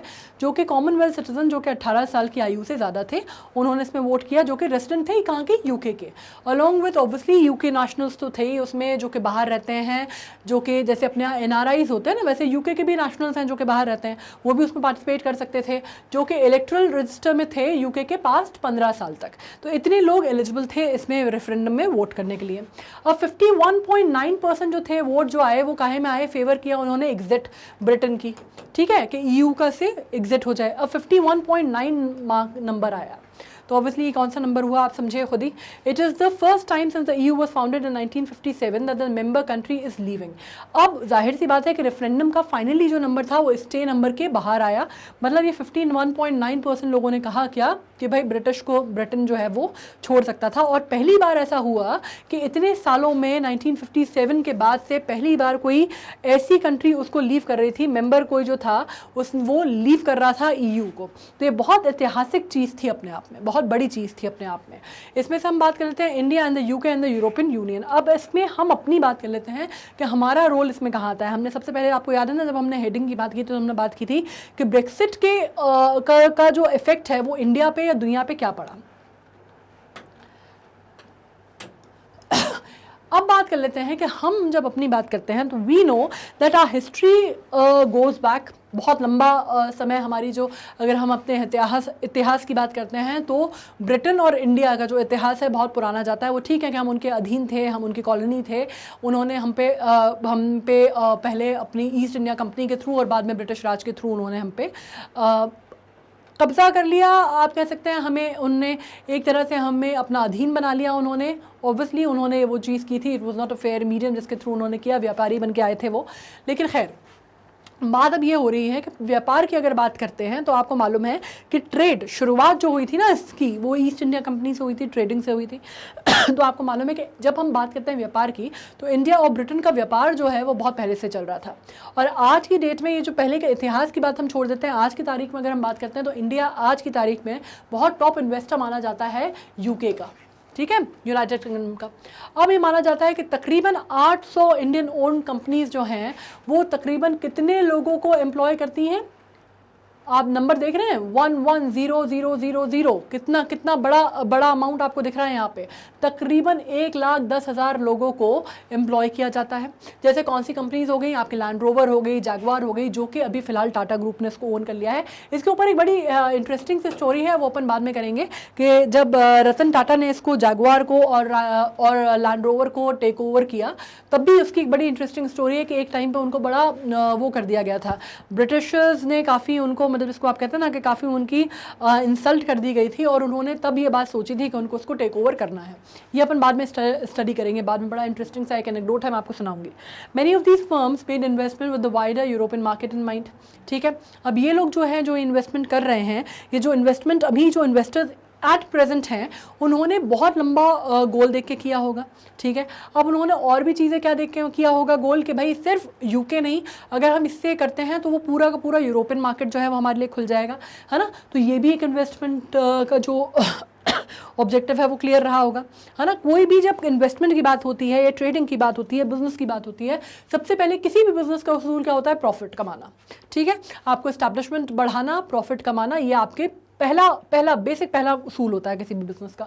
तो जब ये इन्वेस्टमेंट हुए तो जाहिर सी बात है कि दिमाग में होगा कि यूरोपियन मार्केट जो है पूरा का पूरा उसके आयाम खुल जाएंगे, तो वो इफेक्ट होगा. अब जब हम बात करते हैं UK and Europe country account for over a quarter of the countries IT export worth around $30 billion. $30 billion. आप सोच रहे हैं कि जब हम बात करते हैं दोनों की, जब हम बात कर लेते हैं पूरा यूरोप और UK, वो कितना करता है, एक क्वार्टर ऑफ द कंट्री जो है IT एक्सपोर्ट की जब हम बात करते हैं, राइट, तो कितना ज़्यादा उसका कितना बड़ा कितना मैसिव सम है वो, दैट इज अराउंड $30 बिलियन. तो आप समझ सकते हैं कितना बड़ा मार्केट है. UK को आप ये भी कह सकते हैं कि कितना बड़ा वो मार्केट है. थर्ड लार्जेस्ट सोर्स है फॉरेन डायरेक्ट इन्वेस्टमेंट का इंडिया में और इंडिया लार्जेस्ट G20 इन्वेस्टर है. तो आप समझ गए ना कि UK की जब हम बात करते हैं तो UK के साथ हमारे जो संबंध हैं, अगर आप इन्वेस्टमेंट की बात करते हैं, बिजनेस की, इकोनॉमी की, तो we are very much dependent on each other and we are highly interlinked. हम बहुत ज़्यादा इंटरलिंक्ड हैं. तो आप ये नहीं कह सकते कि भाई ब्रिटिश ने एग्जिट किया यूरोपियन यूनियन से तो उस पर इंडिया पे क्या इंपैक्ट होगा. इंडिया पे तो इंपैक्ट होगा ही, क्योंकि आप ये समझ लीजिए ना कि थर्ड लार्जेस्ट सोर्स है हमारे यहाँ फॉरेन डायरेक्ट एक्सचेंज का, फॉरेन डायरेक्ट इन्वेस्टमेंट का, सॉरी, और दूसरा उसके अलावा इंडिया का लार्जेस्ट G20 इन्वेस्टर है वो. तो ऑब्वियसली अगर वो कोई भी निर्णय लेता है, कोई भी स्टेप लेता है, तो वो हमारी इकोनॉमी को और हमारे इन्वेस्टमेंट को और हमारे सीधे मार्केट को अफेक्ट करेगा, राइट. और यही चीज हो रही है. इसमें अपन बात कर लेते हैं, अब हम इंडिया की बात करते हैं कि India is the third largest source of FDI, जैसे मैंने कहा फॉरेन डायरेक्ट इन्वेस्टमेंट का, कहाँ पे, to the UK in terms of number of projects. हम जितने नंबर ऑफ प्रोजेक्ट्स उनको देते हैं उस हिसाब से अगर हम देखते हैं तो हम थर्ड लार्जेस्ट सोर्स एफडीआई का है उनके लिए भी। तो ये इंटर रिलेटेड है, ठीक है, सिम्बायोटिक है ये, मतलब ऐसा नहीं है कि सिर्फ हम उन पर निर्भर हैं, वो भी हम पे उतने ही निर्भर है, राइट। अब इसमें बात हो रही है कि India invest more in the UK than in the rest of Europe combined, emerging as UK third largest FDI investor. अब ये एक और बहुत आप कह सकते हैं, इसमें आप कह नहीं सकते कि क्रेडिबिलिटी का सवाल है या बिजनेस के हिसाब से वाइबल है, इकोनॉमिकली वाइबल है, लेकिन इसमें अलग अलग लोगों के मत हैं, अलग अलग लोगों की सोच है। लेकिन इंडिया जितना यूके के साथ बिजनेस करता है, यूके में जितने फॉरेन डायरेक्ट इन्वेस्टमेंट है हमारा, वो पूरे यूरोप को मिला के भी नहीं है, राइट। तो ये भी एक बहुत बड़ा रीज़न है। इसके हिसाब से आप सोचते हैं तो यूके का भी बहुत बड़ा जो बिजनेस है वो हमसे चलता है, राइट। उसके अलावा ये हो जाता है की सेक्टर जो है attracting Indian investor including health care, agritech, food and drink. इसमें इंडियन इन्वेस्टर्स को जो बहुत बड़ा मार्केट खासकर यूरोपियन मार्केट तो लगता ही था, उसमें भी जो यूके का मार्केट जो हमको बहुत बड़ा लगता है वो किस सेक्टर्स में लगता है, हेल्थ केयर की बात कर लेते हैं हम, एग्रीकल्चर की बात करते हैं या बेवरेजेस इंडस्ट्री की बात करते हैं। तो इंडिया के लिए वो इन्वेस्टमेंट के हिसाब से बहुत वाइबल मार्केट लगता है, ठीक है। उसके अलावा जब हम बात करते हैं नवंबर 2015 की, तो जो प्राइम मिनिस्टर मोदी हैं हमारे, उन्होंने क्या कहा, as far as India is concerned, if there is any entry point for us to the EU that is UK.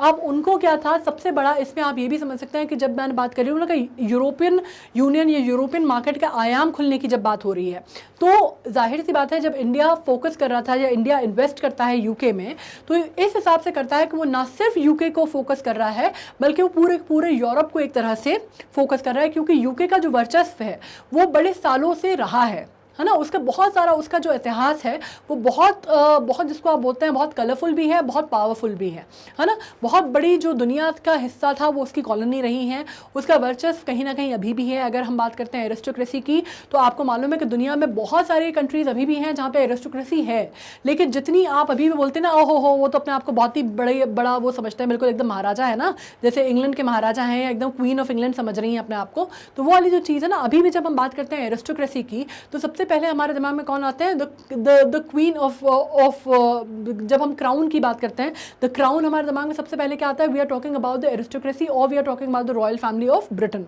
है ना। हम क्वीन एलिजाबेथ आती हैं हमारे दिमाग में जो में बाकी और किसी कंट्री के किंग्स या क्वींस नहीं आते, जबकि ऐसा नहीं है कि इंडिया में या वर्ल्ड में कहीं और वर्ल्ड में कहीं और एरिस्टोक्रेसी नहीं है, बट उनका वर्चस्व इतना रहा है और इतने लंबे टाइम तक रहा है, इतनी लंबी उनकी हिस्ट्री रही है कि दैट इज द माइंडसेट, एक डोमिनेंस है उनका। तो ये जब हम बात करते हैं, तो अगर हम इन्वेस्टमेंट की बात करते हैं तो हमारे दिमाग में ये चीज़ है कि अगर हमें यूरोपियन यूनियन का भी हिस्सा बनना है तो उसका रास्ता जो है वो यूके से होके ही जाएगा। और ये बात प्रधानमंत्री ने ऑन रिकॉर्ड्स कही है, हमारे प्रधानमंत्री ने 2015 में ये बात ऑन रिकॉर्ड्स कही है कि as far as India is concern, if there is any entry point for us to the EU that is through the UK. Okay, तो आपको सीधे समझ में आ गया कि अगर उनने एग्जिट कर दिया तो हमारे ऊपर क्या इफेक्ट हुआ होगा उसका। But the UK is only India's 12th largest trade partner, well behind other European countries such as Germany and Switzerland. अब हम बात कर लें अगर ट्रेड पार्टनर की, तो ट्रेड पार्टनर इंपोर्ट एक्सपोर्ट तक तो ठीक है, जो हमारे एफडीआई की हमने बात की, मार्केट की बात की, आपको मालूम है कि डायरेक्ट इन्वेस्टमेंट की भी हम बात कर रहे हैं। लेकिन अगर हम बात करते हैं इंडिया के उस पर तो जैसा मैंने कहा सिम्बायोटिक रिलेशन है, जितनी हमको उनकी ज़रूरत है उनको भी हमारी उतनी ज़रूरत है। लेकिन इंडिया ने जैसे ही ये बात समझ में आना चालू हुई ना कि भाई ये एग्ज़िट का मामला चल रहा है, ये एग्ज़िट का जो है ये रेफरेंडम वगैरह क्योंकि बहुत टाइम से चल रहे थे, तो हमें ये मालूम है कि ढुलमुल स्थिति है। मतलब जो आप ये कह सकते हैं कि एक तरह से यूके जो है वो एग्ज़िट मारने वाली स्थिति में आ रहा था, ब्रेक्सिट जो है होने की कगार पे था। तो जब ये चीज़ें अंडरस्टैंडिंग आ गई, ये समझ में आ गया, तो क्या हुआ that India also played quite smart. तो उसने और भी आयाम जो थे जो कि यूरोपियन यूनियन के थे वो खुलने लग गए। तो उसने फिर और भी जो अपना बिजनेस है, जो अपनी ट्रेडिंग है, वो किससे बढ़ा ली, बाकी जो दूसरी कंट्रीज़ हैं यूरोपियन यूनियन की, जैसे जर्मनी से बढ़ गई, आपकी स्विट्ज़रलैंड से बढ़ गई, आपकी इटली से बढ़ गई। So now at least we were in the framework, अगर हम इतना था, we were in the frame of the mind कि हम चेंज कर सकते थे, right. We were ready to face that change कि जो होने वाला था, हमने उसके लिए अपने आप को, आप जैसे कहते हैं ना, पहले ही बिफोर हैंड तैयार कर लिया था, राइट। तो that was a smart move. इसके बाद तो इससे क्या हुआ कि बाद में ये पता चलता है कि यूके आज की डेट में 12% 12th लार्जेस्ट ट्रेड पार्टनर है हमारा। It is not the first और it is not the first 3 partners में से नहीं आता, 12वें नंबर पे आता है जब हम इंडिया की बात करते हैं। उसके अलावा जब हम बात करते हैं, interestingly UK is also among just 7 in 25 top countries with which India enjoys a trade surplus. ठीक है, तो जैसा मैंने कहा ना कि हम जब ये बात चल रही थी रेफरेंडम की और ये निकलने की और एग्जिट की, कम से कम बिफोर हैंड जो इन्वेस्टर्स थे, जो बिफोर हैंड जो इकोनॉमिस्ट थे, उन्होंने पहले इसका ब्यौरा, इसकी क्लीन पिक्चर दे दी थी हमको। तो उससे क्या हुआ कि बहुत ज़्यादा झटका नहीं लगा, राइट, बहुत ज़्यादा जिसको आप कहते हैं ना एक बैकलॉग नहीं आया, या एक किसी तरह से आपको बहुत जिसको आप कहते हैं कि इकोनॉमिकली आपको चोट नहीं पहुंची। ओके, तो आज भी अगर हम बात करते हैं, इंटरेस्टिंगली हम बात करें तो यूके अभी भी 12वें नंबर पे हमारा ट्रेड पार्टनर है और उसके अलावा 25वें टॉप में आता है। इसमें से भी अगर बात करते हैं, it is also among just 7 in top 25 countries जिसके साथ इंडिया ट्रेड सरप्लस एंजॉय करता है। ठीक है, लेकिन अब क्या है कि देखिए ये सब जो ठीक है, ये तो इकोनॉमिकली आपने अपने आप को चोट लगने से थोड़ा सा आपने सेव डाउन कर लिया, आपने एक जो आपको समझ में आ गया था तो आपने अपने आप को थोड़ा सा बचा लिया, या बाकी जो भी चीज़ें आप इस तरह की बोली हैं। लेकिन फाइनली ये जो हुआ है इसने पूरी वर्ल्ड इकोनॉमी को इम्पैक्ट किया था। ठीक है, ब्रिटिश की एग्जिट ने पूरी वर्ल्ड इकोनॉमी को इम्पैक्ट किया था। इंडिया भी उसमें से अछूता नहीं बच सकता था। इम्पैक्ट हमें भी किया। वो ठीक है कि हमें झटका शायद उतना बड़ा नहीं लगा, लेकिन झटका तो लगा। कैसे लगा? क्योंकि जब हम बात करते हैं रेफरेंडम का क्या इम्पैक्ट रहा, तो सबसे बड़ी बात तो ये थी कि चेंजिंग वर्ल्ड ऑर्डर से आपको एक दूसरे को या इंडिया को या बाकी भी जो इकोनॉमीज़ हैं उनको एक नया वर्ल्ड ऑर्डर जो इकोनॉमिकली चेंज हो रहा था, या इनफैक्ट एक अलग लेवल पे भी चेंज हो रहा था, जो आप कहते हैं ना जो समीकरण बदल रहे थे, उन बदलते समीकरण जो थे उनके साथ अपने आप को एट पेस रखना था। तो ये एक वो प्रॉब्लम थी, इंडिया के साथ भी थी, दुनिया के साथ भी थी। उसके अलावा अगर आप बात करते हैं फॉरेन फंड के आउटफ्लो का, तो उसमें बदलाव आना जाहिर सी बात है हुआ। फॉरेन फंड आउटफ्लो जो था उसमें बदलाव आना ही था। वो that was one of the major concerns भी थी वो, ठीक है, ब्रेक्सिट की। उसके अलावा जब आप कहते हैं कि जो प्राइसिंग है, जो एक्सचेंज प्राइसिंग है, जो एक्सचेंज जो अमाउंट है, जो एक्सचेंज रेट है, उसमें फ़र्क आना था। ठीक है, डॉलर के जो प्राइसिंग है उसमें राइज आना था, बढ़ना था। उसके अलावा जब आप कहते हैं कि रुपी की, जब हम अपनी बात करते हैं करेंसी की, तो हमें मालूम है कि वो डिप्रिशिएट हो रही है। डिप्रिशिएट होना था क्योंकि उसका डबल इफेक्ट था, दोनों ही चीज़ों का इफेक्ट आना था उस पर। फॉरेन फंड आउटफ्लो का भी इफेक्ट आना था, और डॉलर राइस की जो प्राइसिंग हुई, डॉलर की जो प्राइसिंग बढ़ी, उसका भी आना था। करेंसी रेट जो है, एक्सचेंज रेट, उसका भी असर आया हमारे ऊपर। ठीक है, उसके अलावा जब हम बात करते हैं तो ये हम इन जनरल बात कर रहे हैं, राइट। ये हम कब की बात कर रहे हैं? ये हम बात कर रहे हैं प्री कोविड सिनेरियोज की। पोस्ट कोविड तो हम बात ही छोड़ देते हैं, हम प्री कोविड की बात कर रहे हैं जो उस टाइम पे दिमाग में थे। ठीक है, उसके अलावा एक जो सबसे पहले जो इकोनॉमिस्ट वगैरह ने उस टाइम पे बोला कि एक और ख़तरा ये हो सकता है कि भाई इससे सीधी जो आपके जो मार्केट स्ट्रक्चर है दुनिया का, वो चेंज होगा। ठीक है, उससे आपकी जो क्रूड ऑयल की प्राइसिंग है या पेट्रोल डीजल की जो प्राइसिंग है उस पर इफेक्ट आएगा और वो बढ़ेंगी। तो ये एक बहुत सीधे हमको अफेक्ट करने वाली चीज़ थी। The government then may not want to reduce additional excise duty imposed on fuel when it was a downward trajectory. This may increase fiscal deficit unless revenue increased. सीधी सी बात है कि जब हम बात करते हैं कि अगर हम एक्साइज ड्यूटी की बात करते हैं तो आपको मालूम है कि अलग अलग तरह की ड्यूटीज़ जो हैं वो गवर्नमेंट जो है वो लेवाई करती है, राइट। अलग अलग तरह के टैक्सेस होते हैं, ड्यूटीज़ होती हैं, सेल्स टैक्स होते हैं, एक्साइज ड्यूटीज़ होती है, GST होता है। अब बहुत सारी चीज़ें होती हैं जो कि गवर्नमेंट लेवाई करता है। और जब हम बात करते हैं गवर्नमेंट अब उसको रिड्यूस करना चाहेगी, काहे को, एक्साइज ड्यूटी को, अगर वो फ्यूल पर, ठीक है, इम्पोज्ड ऑन फ्यूल, जब डाउनवर्ड ट्रेजेक्ट्री होगी उस समय पे। लेकिन होता क्या है, जिसमें इंक्रीज, इससे फिस्कल डिफिसिट हमारा बढ़ सकता है। फिस्कल डिफिसिट क्या होता है? बेसिकली फिस्कल डिफिसिट अगर आप इसको समझेंगे तो ये GDP के ऊपर कैलकुलेट होता है, और इसका मतलब होता है कि जो गवर्नमेंट होती है उसका जो ओवरऑल, जब आप बात करते हैं ना एक्सपेंसेस की, जिसको हम बोलते हैं एक्सपेंडिचर्स की, जो स्पेंडिंग्स होती हैं उसकी और जो अर्निंग्स होती हैं उसकी, तो जब वो स्पेंडिंग्स जो होती है गवर्नमेंट की, बेसिकली वो उसकी अर्निंग से या इनकम को सुपरसीड कर जाती हैं, तो फिस्कल डिफिसिट बढ़ता है। ठीक है, ये एक इकोनॉमी का बहुत ही हार्डकोर इकोनॉमिक टर्म है। और फिस्कल डिफिसिट जो है वो इंक्रीज होगा अगलेस कोई रेवेन्यू भी उस स्तर पे बढ़ाया जाए, जिसको बोलते हैं ना कि रेवेन्यू अगर उसी एट पार बढ़ाया गया या उसी प्रोपोर्शन में बढ़ाया गया तो ठीक है, अदरवाइज दिस पर्टिकुलर थिंग जिसको कहते हैं कि आप एक्साइज ड्यूटी की अगर रेट में चेंज आएगा, एक्साइज ड्यूटी जो इंपोज हो रही है फ्यूल पे अगर वो नीचे की जिसको बोलते हैं डाउनवर्ड ट्रेजेक्ट्री देखेगी तो जाहिर सी बात है कि जो गैप है वो बढ़ेगा। ठीक है, इसके बाद जब हम बात करते हैं प्राइसेस ऑफ गोल्ड की, इलेक्ट्रॉनिक गुड्स की, अमंग अदर्स में ऑल्सो इंक्रीज। सीधी सी बात है, जब हम बात कर रहे हैं ओवरऑल जब फिस्कल डिफिसिट बढ़ता है या बात हम करते हैं कि एक्सचेंज रेट जो है उसको वो फ्लक्चुएट हो रहा है, तो बाकी जो प्राइसिंग है, बाकी जो मार्केट है उस पर भी इफेक्ट पड़ेगा। उसमें प्राइसिंग काय की है, गोल्ड की बढ़ेगी, मेटल्स की बढ़ेगी, इलेक्ट्रॉनिक गुड्स की बढ़ेगी, जो एक्सपोर्ट इंपोर्ट है वो भी जिसको बोलते हैं इम्बैलेंस होगा। उसके बाद हम बात करते हैं सेंसेक्स एंड निफ्टी में टम्बल इन शॉर्ट रन।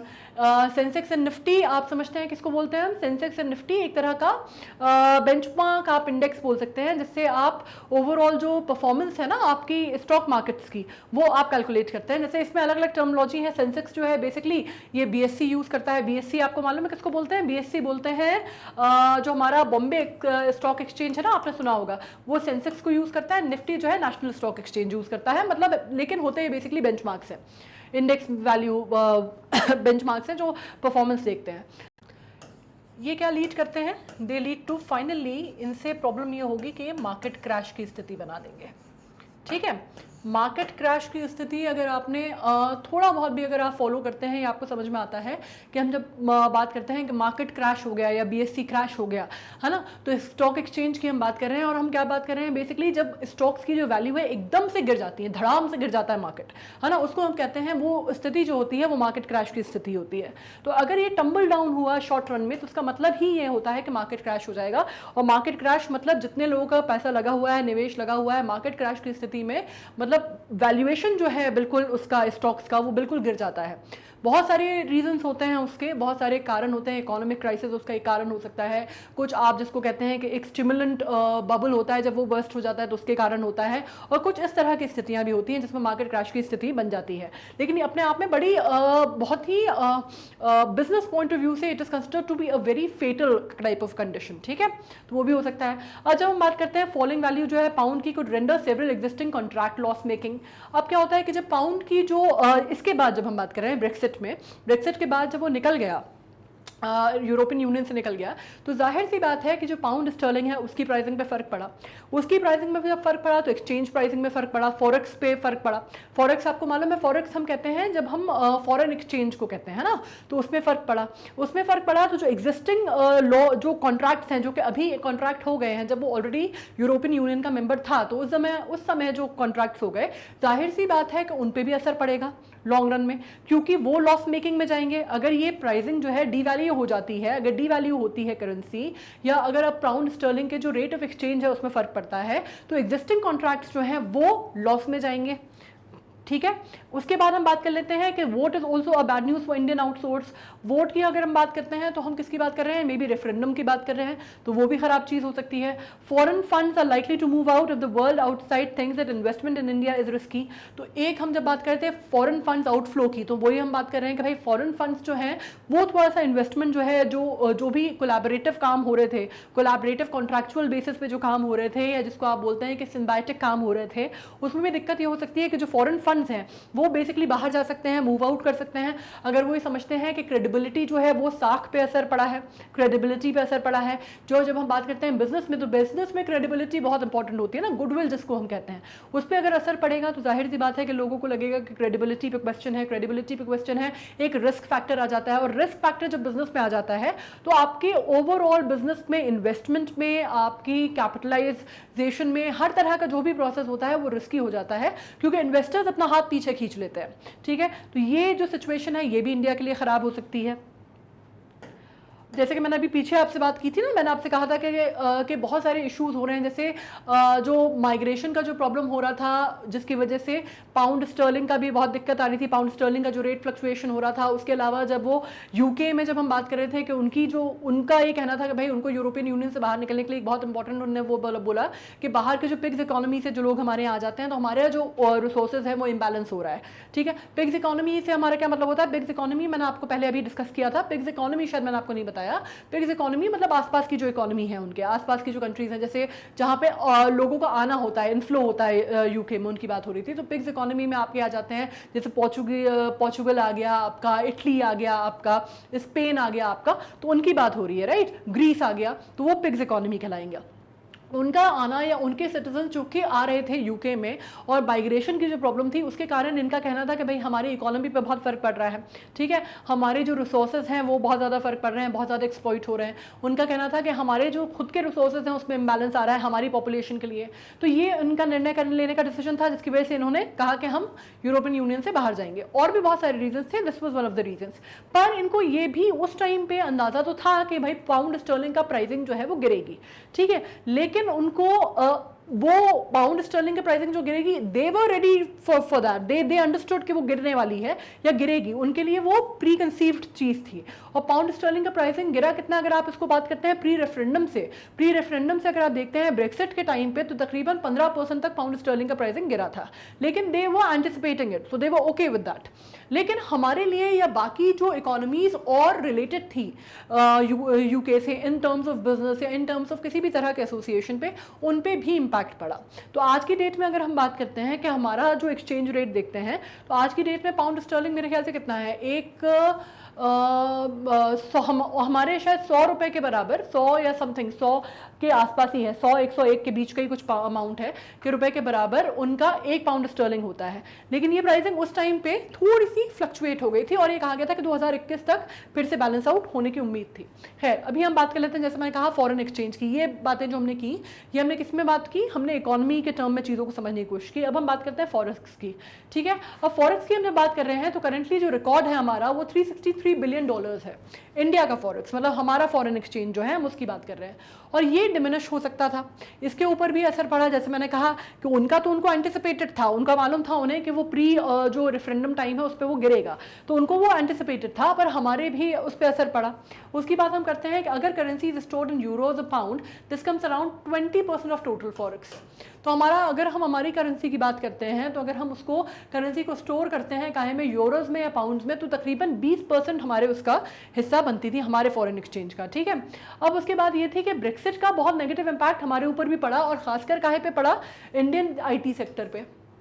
हमारा जो आईटी सेक्टर था वो इससे बहुत ज़्यादा प्रभावित हुआ, ठीक है। और ये बात हो रही थी शॉर्ट टर्म में, मतलब हम अगर लॉन्ग रन की बात करते हैं, तो maybe we will be able to cope with the things, और maybe we will be able to work it out, जैसे हमने वो इकोनॉमी के मामले में कर लिया, राइट। कि हमने जब हमें समझ में आ गया कि ब्रेक्सिट होने वाला है या वो बाहर निकलने वाला है, तो हमने एक चीज़ की कि हमने और भी आयाम खोल दिए।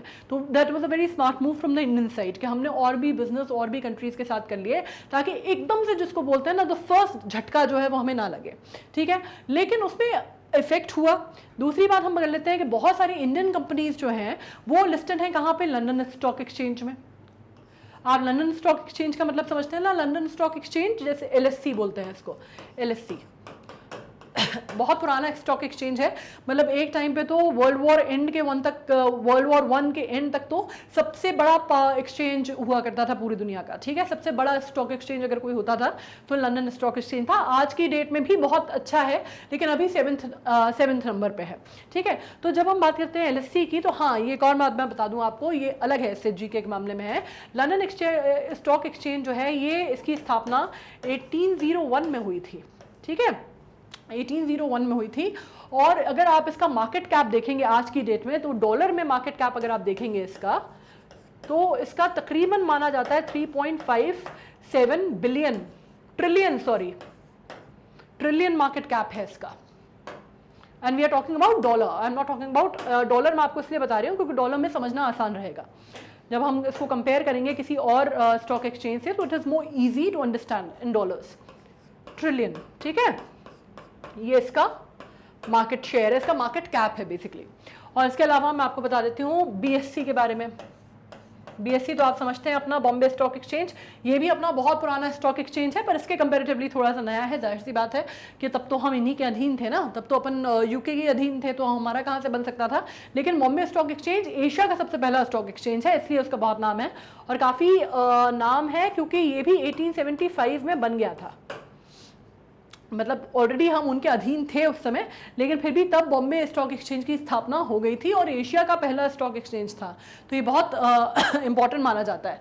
और इसकी भी अगर आप मार्केट कैप देखेंगे तो तकरीबन थोड़ी सी इससे कम है हमारी मार्केट कैप अभी, तकरीबन मैंने अभी पढ़ा था रिसेंटली, तो हमारी शायद 3.7 बिलियन है डॉलर, 3.7 ट्रिलियन है शायद हमारी मार्केट कैप जो है। ठीक है, तो अब आपको समझ में आ गया। अगर आपसे एक क्वेश्चन आता है कि भाई एलएससी जो है उसकी स्थापना कब हुई थी, तो आपको पता है, आपसे पूछता है बीएससी इन एशिया का पहला स्टॉक एक्सचेंज कौन सा था, तो आपको मालूम है बॉम्बे स्टॉक एक्सचेंज। और अगर आपसे कोई पूछता है कि दुनिया का सबसे पहला अच्छा स्टॉक एक्सचेंज कौन सा था, तो वो था एम्स्टरडैम का। ठीक है, चलिए वो बात खत्म करते हैं, अब अपन आते हैं वापस back to here. An exchange में have European headquarters in London, Brexit will take away disadvantage. तो इससे क्या होगा कि जो कंपनीज स्टॉक एक्सचेंज में लिस्टेड है, लंदन स्टॉक एक्सचेंज में, या फिर यूरोपियन हेडक्वार्टर्स में लंदन के जिनका यूरोपियन हेडक्वार्टर लंदन में जिसके HQs हैं या जिनकी ऑफिसेज हैं, उनके ऊपर भी इफेक्ट पड़ेगा।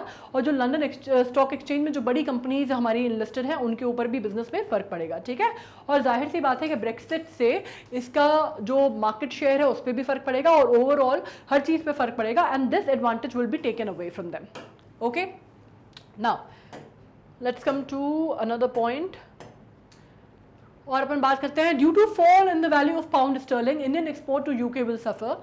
Right, cheaper rupee will make Indian exports including IT and ITs competitive. Indian import companies operating in the UK may also report a loss. Also note that India is exporting more than what it is importing from Britain. ठीक है, जहाँ पे हम बात करते हैं, तो जैसे मैंने कहा ये चीज़ आपको बहुत क्लियर हो गई होगी कि आज की डेट में हमारा स्टॉक एक्सचेंज पे जब हम बात करते हैं, जब हम फॉरेक्स की बात करते हैं, तो हमारा जो फॉरेक्स है, या हम जब बात करते हैं हमारे एक्सचेंज की, ठीक है, जो हम बात करते हैं कि जो फॉल हुआ है वैल्यू में पाउंड स्टर्लिंग की, उसने उस टाइम पे जब हम ब्रेक्सिट की बात कर रहे हैं, तो ऑब्वियसली हमारे IT और IT सेक्टर रिलेटेड सेक्टर को जो भी है उसका जो भी उससे मिलते जुलते क्षेत्र थे, उन पे इफेक्ट बहुत ज़्यादा किया था। और उसके कारण क्या हुआ कि जब डीवैल्यू होती है ना करेंसी, तो ओवरऑल जो मार्केट है उस पर इम्पैक्ट पड़ता है। इसके अलावा हम ये कह सकते हैं कि जब हम अपनी बात करते हैं, इंडिया की बात करते हैं, तो हमने और भी आयाम अपने लिए खोल दिए थे। हमने और भी कंट्रीज से अपने जो ट्रेड जो रिलेशंस है वो स्टैब्लिश कर लिए थे। हमने जर्मनी से कर लिए थे, स्विट्जरलैंड से कर लिए थे। तो यूके हमारे लिए अगर हम बात करते हैं, तो यूके ट्रेड का अगर हम बात करते हैं, तो इंपोर्ट के मामले में यूके जो है वो हमारी प्रायोरिटी पे नहीं आता। ठीक है, मतलब हम उससे उतना इंपोर्ट नहीं करते, वो हमारे इंपोर्ट पार्टनर्स उतने बड़े नहीं हैं जितने कि वो हमारे एक्सपोर्ट पार्टनर हैं। ठीक है, तो हम बेसिकली जो अपने रिसोर्सेज एक्सपोर्ट करते हैं ब्रिटेन को, वो ज़्यादा बड़ा अमाउंट या ज़्यादा बड़ा चंक है of in compare to what we import from them. Alright, so this will obviously have impact on the economy. इसके अलावा नेक्स्ट, अब इसके पॉजिटिव इम्पैक्ट क्या है, हम वो भी बात कर लेते हैं। अभी तो हमने बहुत ओवरऑल देख लिया कि भाई नुकसान कहाँ कहाँ होगा, इकोनॉमी में कहाँ कहाँ से नुकसान होगा, हम क्या उसमें डैमेज कंट्रोल हमने किया है या हम कर सकते हैं, या जो हमने एंटिसिपेट कर लिया था, तो उसके बाद हमने किस तरह का जो मार्केट में शिफ्ट है वो लाने की कोशिश की, वो सब हमने समझ लिया। अब हम समझने की कोशिश करते हैं कि पॉजिटिव इम्पैक्ट क्या हो सकता है इस ब्रेक्सिट के, अगर हम बात करते हैं इंडिया के मामले में, है ना, रेफरेंडम की हम बात कर रहे हैं। तो पहली बात तो यह है कि बात बोली जा रही है कि भाई हो सकता है, कुछ लोगों का ऐसा कहना है, कुछ इकोनॉमिस्ट्स का ऐसा कहना है कि ब्रेक्सिट जो है वो एक अच्छी खबर हो सकती है इंडिया के मामले में। ठीक है, उसके बाद में उनका ये कहना था कि India being more of the importing country than the exporting nation, the overall effect में turn out positive for India if the dollar doesn't depreciate much against rupee. अब अगर एक और टर्मिनोलॉजी होती है, अगर आपको मालूम है, जब हम इकोनॉमी में बात करते हैं डीवैल्यूएशन की, जैसे हमने बात की है ना, डीवैल्यूएशन ऑफ द करेंसी की बात की हमने, फिस्कल डेफिसिट की बात की, वैसे ही एक बड़ा सिंपल सा टर्म है एप्रिशिएटिंग एंड डिप्रिशिएटिंग वैल्यू। ठीक है, एप्रिशिएटिंग मतलब वैल्यू बढ़ना, डिप्रिशिएटिंग वैल्यू मतलब वैल्यू का घटना। अब इसमें हम बात करते हैं कि अगर, क्योंकि हमें मालूम है, हमने डिस्कशन कर लिया कि इंडिया जो था वो इंपोर्टिंग के बजाय एक्सपोर्ट ज़्यादा करता था ब्रिटेन को। ठीक है, तो हम गिविंग एंड पे थे इस मामले में। तो इस मामले में ये हो सकता है कि वो उतना हमारे लिए जिसको कहते हैं कि घातक नहीं सिद्ध होगा। अगर हम उनसे ले रहे होते तो शायद हमें ज़्यादा फर्क पड़ता, है ना। अभी भी फर्क तो पड़ेगा, लेकिन उतना नहीं पड़ेगा, या उतना एकदम इतना हिंडर नहीं करेगा हमारी इकोनॉमी को।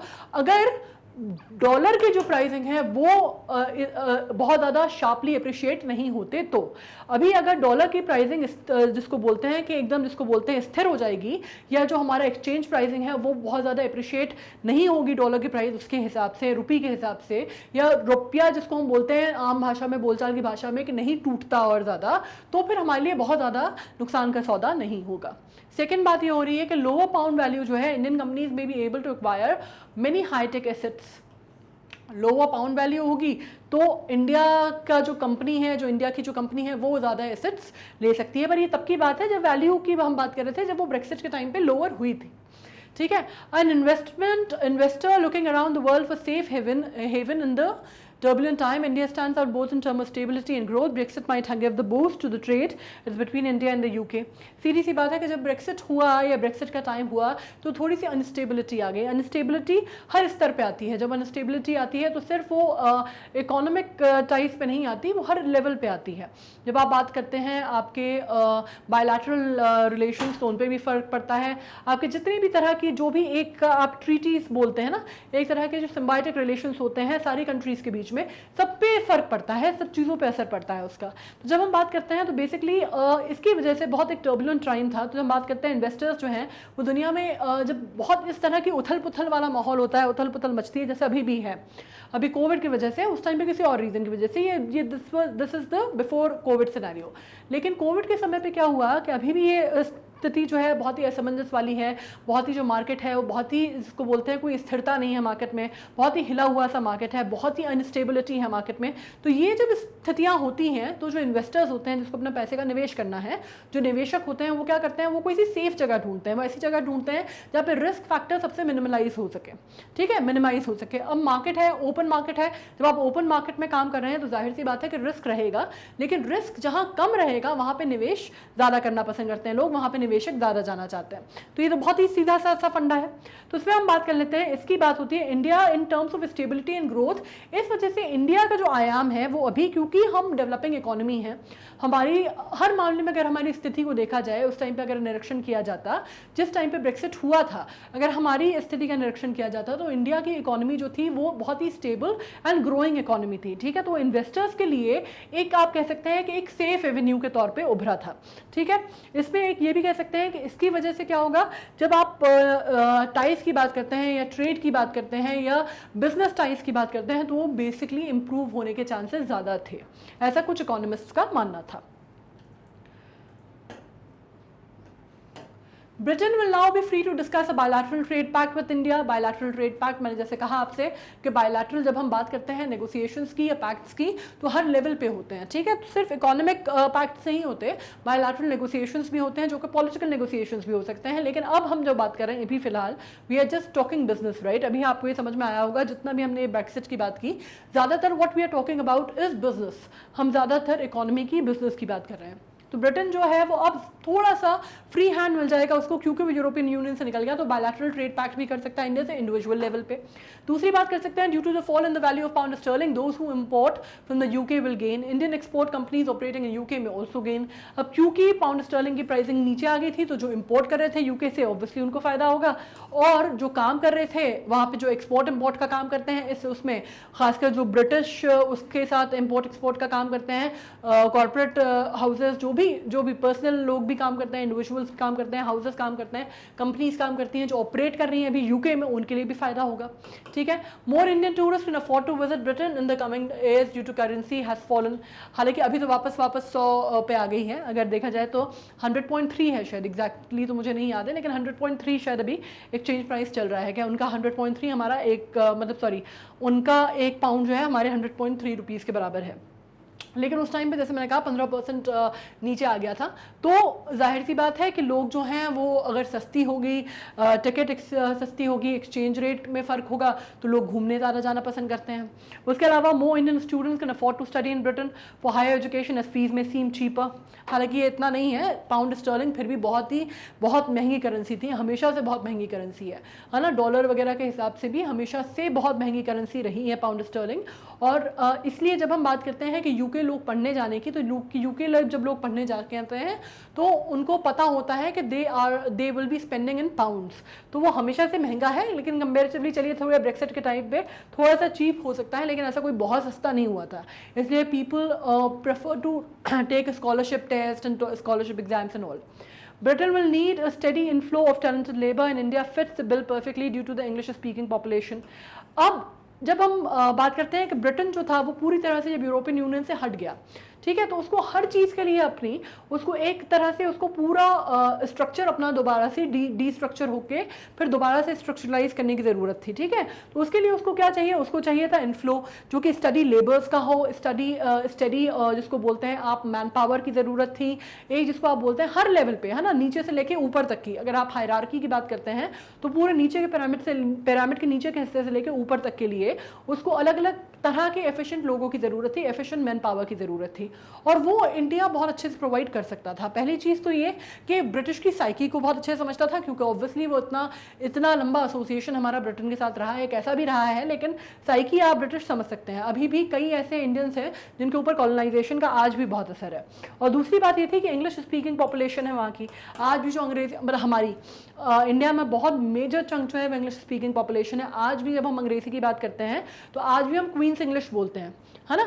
आज भी हमारे स्कूलों में हमें क्वींस इंग्लिश पढ़ाई जाती है, चाहे भले ही कितना ही ग्लोबलाइजेशन हो गया हो, कितना ही अमेरिकन एक्सेंट आ जाए, कितने ही बाकी चैनल्स और हॉलीवुड और बाकी सब बात कर लें, जब हम पढ़ाई की बात करते हैं तो हम क्वींस इंग्लिश ही सीखते हैं। और आज भी कॉलोनाइजेशन का हमारे ऊपर असर है। कॉलोनाइजेशन का असर ऐसे है कि आज भी जो इंग्लिश स्पीकिंग लैंग्वेज जो लोग हैं वो they are considered to be more, जिसको आप कहते हैं ना, मोर एजुकेटेड और more polished than the non speakers of the language, ठीक है। तो ये जो है, ये भी प्रॉब्लम जो है ब्रिटेन की हमने सॉल्व कर दी है। इसके बाद a fall in the price of commodities like crude oil which will help India save a lot of import bill. Every $1 drop in crude price leads to roughly $1 billion saving in India's crude oil bill, reducing its trade and current account deficit. ठीक है, अब crude oil की जो pricing है उसमें नीचे fall आ सकता है। अब जब ये बात करते हैं हम क्रूड ऑयल की प्राइसिंग में नीचे गिरावट आना, तो वो बहुत अच्छी बात मानी जाती है, क्योंकि जैसा आपको मालूम है कि इंडिया में क्रूड ऑयल जो है बहुत मेजर हमारा इंपोर्ट का जो चंक है वो क्रूड ऑयल होता है ना, जिसमें क्रूड ऑयल और गोल्ड और ये सब जो चीज़ें हैं ये हमारी मेजर इंपोर्ट्स हैं। इसकी हम बात करते हैं तो जो प्राइसिंग क्रूड ऑयल की नीचे जाती है तो इंडिया बहुत सारा पैसा जो है अपना ना वो बचा लेता है। काय पे बचा लेता है, आप ये मान लीजिए कि अगर $1 का क्रूड ऑयल की प्राइस में गिरावट आती है, सिर्फ $1 की, तो हम उससे कितना पैसा बचा सकते हैं, हम उससे आप मान लीजिए $1 बिलियन तक हम सेविंग कर सकते हैं, ठीक है। इतना आपको ये जो चीज़ है ये इसलिए लिखी गई है ताकि आप समझ पाएं कि कितना मुनाफा होता है, ठीक है। इंपोर्ट बिल पे हम इतना सेव कर सकते हैं, ठीक है। आज की डेट में जब हम बात कर रहे हैं तो हमें मालूम है कि the things are getting a little tough because of the Russian and Ukraine crisis जो चल रहा है, लेकिन फिर भी अभी ये बात हुई है कि क्रूड ऑयल के प्राइसिंग थोड़े से नीचे आ सकते हैं अभी I am talking about now, I am not talking about Brexit, I am talking about now, ठीक है। अब इसके बाद बात करते हैं ब्रेक्सिट से क्या होगा। ग्लोबल ग्रोथ थोड़ी सी वीकन होती है and lead to the meaningful decline in commodity prices, this is only going to enhance both the relative and absolute appeal for India. इसका मतलब ये था और इसने ये किया भी कि ब्रेक्सिट की वजह से क्या हुआ था कि वीक हुआ था, थोड़ा सा जो ग्लोबल ग्रोथ थी वो थोड़ी सी जिसको कहते हैं हम रुकना तो नहीं कहेंगे, लेकिन थोड़ी सी धीमी पड़ी थी, मद्दी पड़ी थी, ठीक है। और इसकी वजह से क्या हुआ था, एक मीनिंगफुल डिक्लाइन आया था कमोडिटी प्राइसिंग में। थोड़ी सी जो इंटरनेशनल कमोडिटी मार्केट था वो थोड़ा सा नीचे आया और कमोडिटी प्राइसिंग में फर्क पड़ा था। इससे थोड़ा सा जब हम इंडिया की बात करते हैं तो हमारा एक तो गुड्स मार्केट पे थोड़ा सा पॉजिटिव अपील पड़ा था इसका, और थोड़ा सा हमारे रिलेटिवली जब हम बात करते हैं हमारे डोमेस्टिक मार्केट पे तो उसका पे भी इसका पॉजिटिव इम्पैक्ट पड़ा था।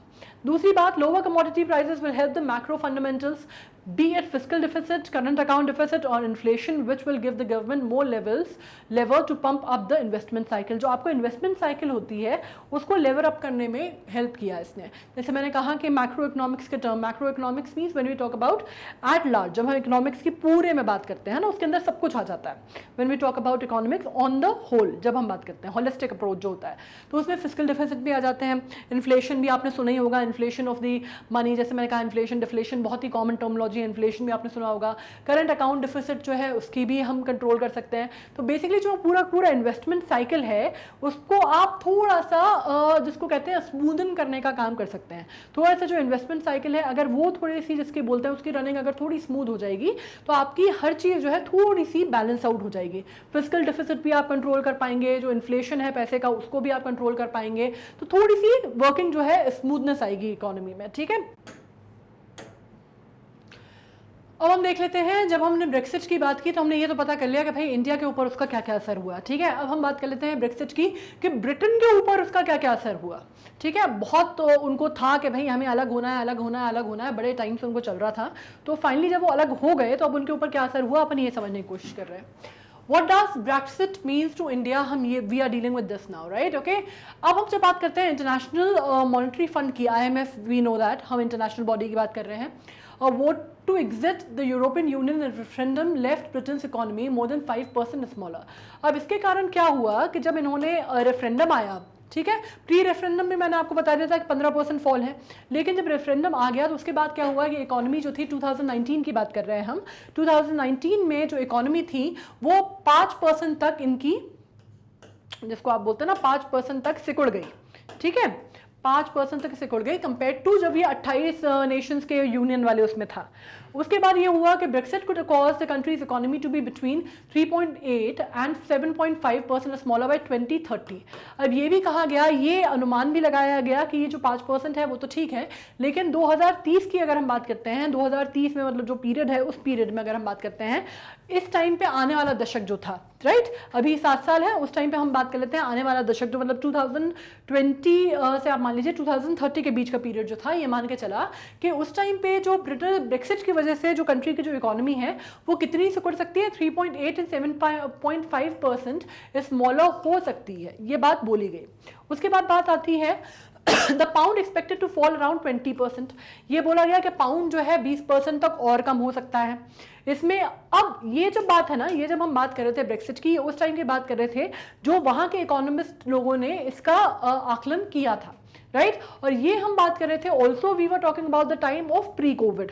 हम प्री कोविड की बात कर रहे थे कि उस टाइम पे जो उनका आकलन था, बाद में कोविड आया, कोविड की वजह से जो उनकी जो सोच है, चीज़ें हैं बहुत बदल गई।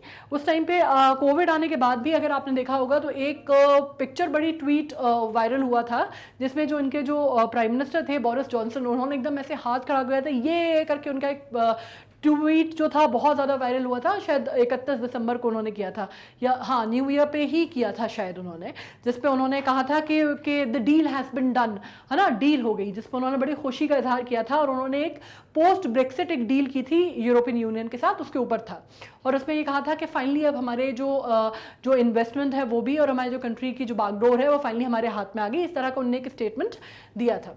तो वो उनका ये कहना था कि काफ़ी विन विन डील थी जो कि पोस्ट ब्रेक्सिट की गई थी। अब this would mean export to the UK will suffer and import from the UK will gain, export companies operating in the UK will gain while import companies will lose. और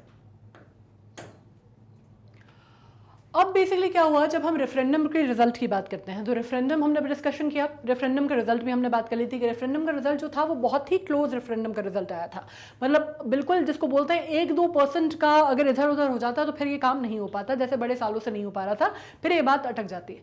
इस बार referendum का clear cut result आया, but मात्र 1-1.5-2% के फर्क से आया, ठीक है, जो कि बहुत क्लोज था जैसे लिखा हुआ है। इसका मतलब था कि डिविजन जो था लोगों का वो अभी भी ये था कि ब्रिटेन के सोशल इम्प्लीकेशंस भी थे उस पर, कि आधी जो उसके जो सिटीजन्स थे, आधे जो लोग थे जिन्होंने वो वोटिंग दी, वो इस मत में थे कि भाई हो जाना चाहिए, और आधे से मात्र 2% लोग ये कह रहे थे कि नहीं चलिए निकल जाए तो ज़्यादा बेटर है, उनके लिए ब्रिटेन के लिए ज़्यादा फायदेमंद है। तो अब आप ये समझ सकते हैं कि 50% आबादी, या मतलब आप मान लीजिए 49% आबादी ये मान रही थी अभी भी कि उसको यूरोपियन यूनियन का हिस्सा रहना चाहिए था, और उसके लिए विन विन सिचुएशन है।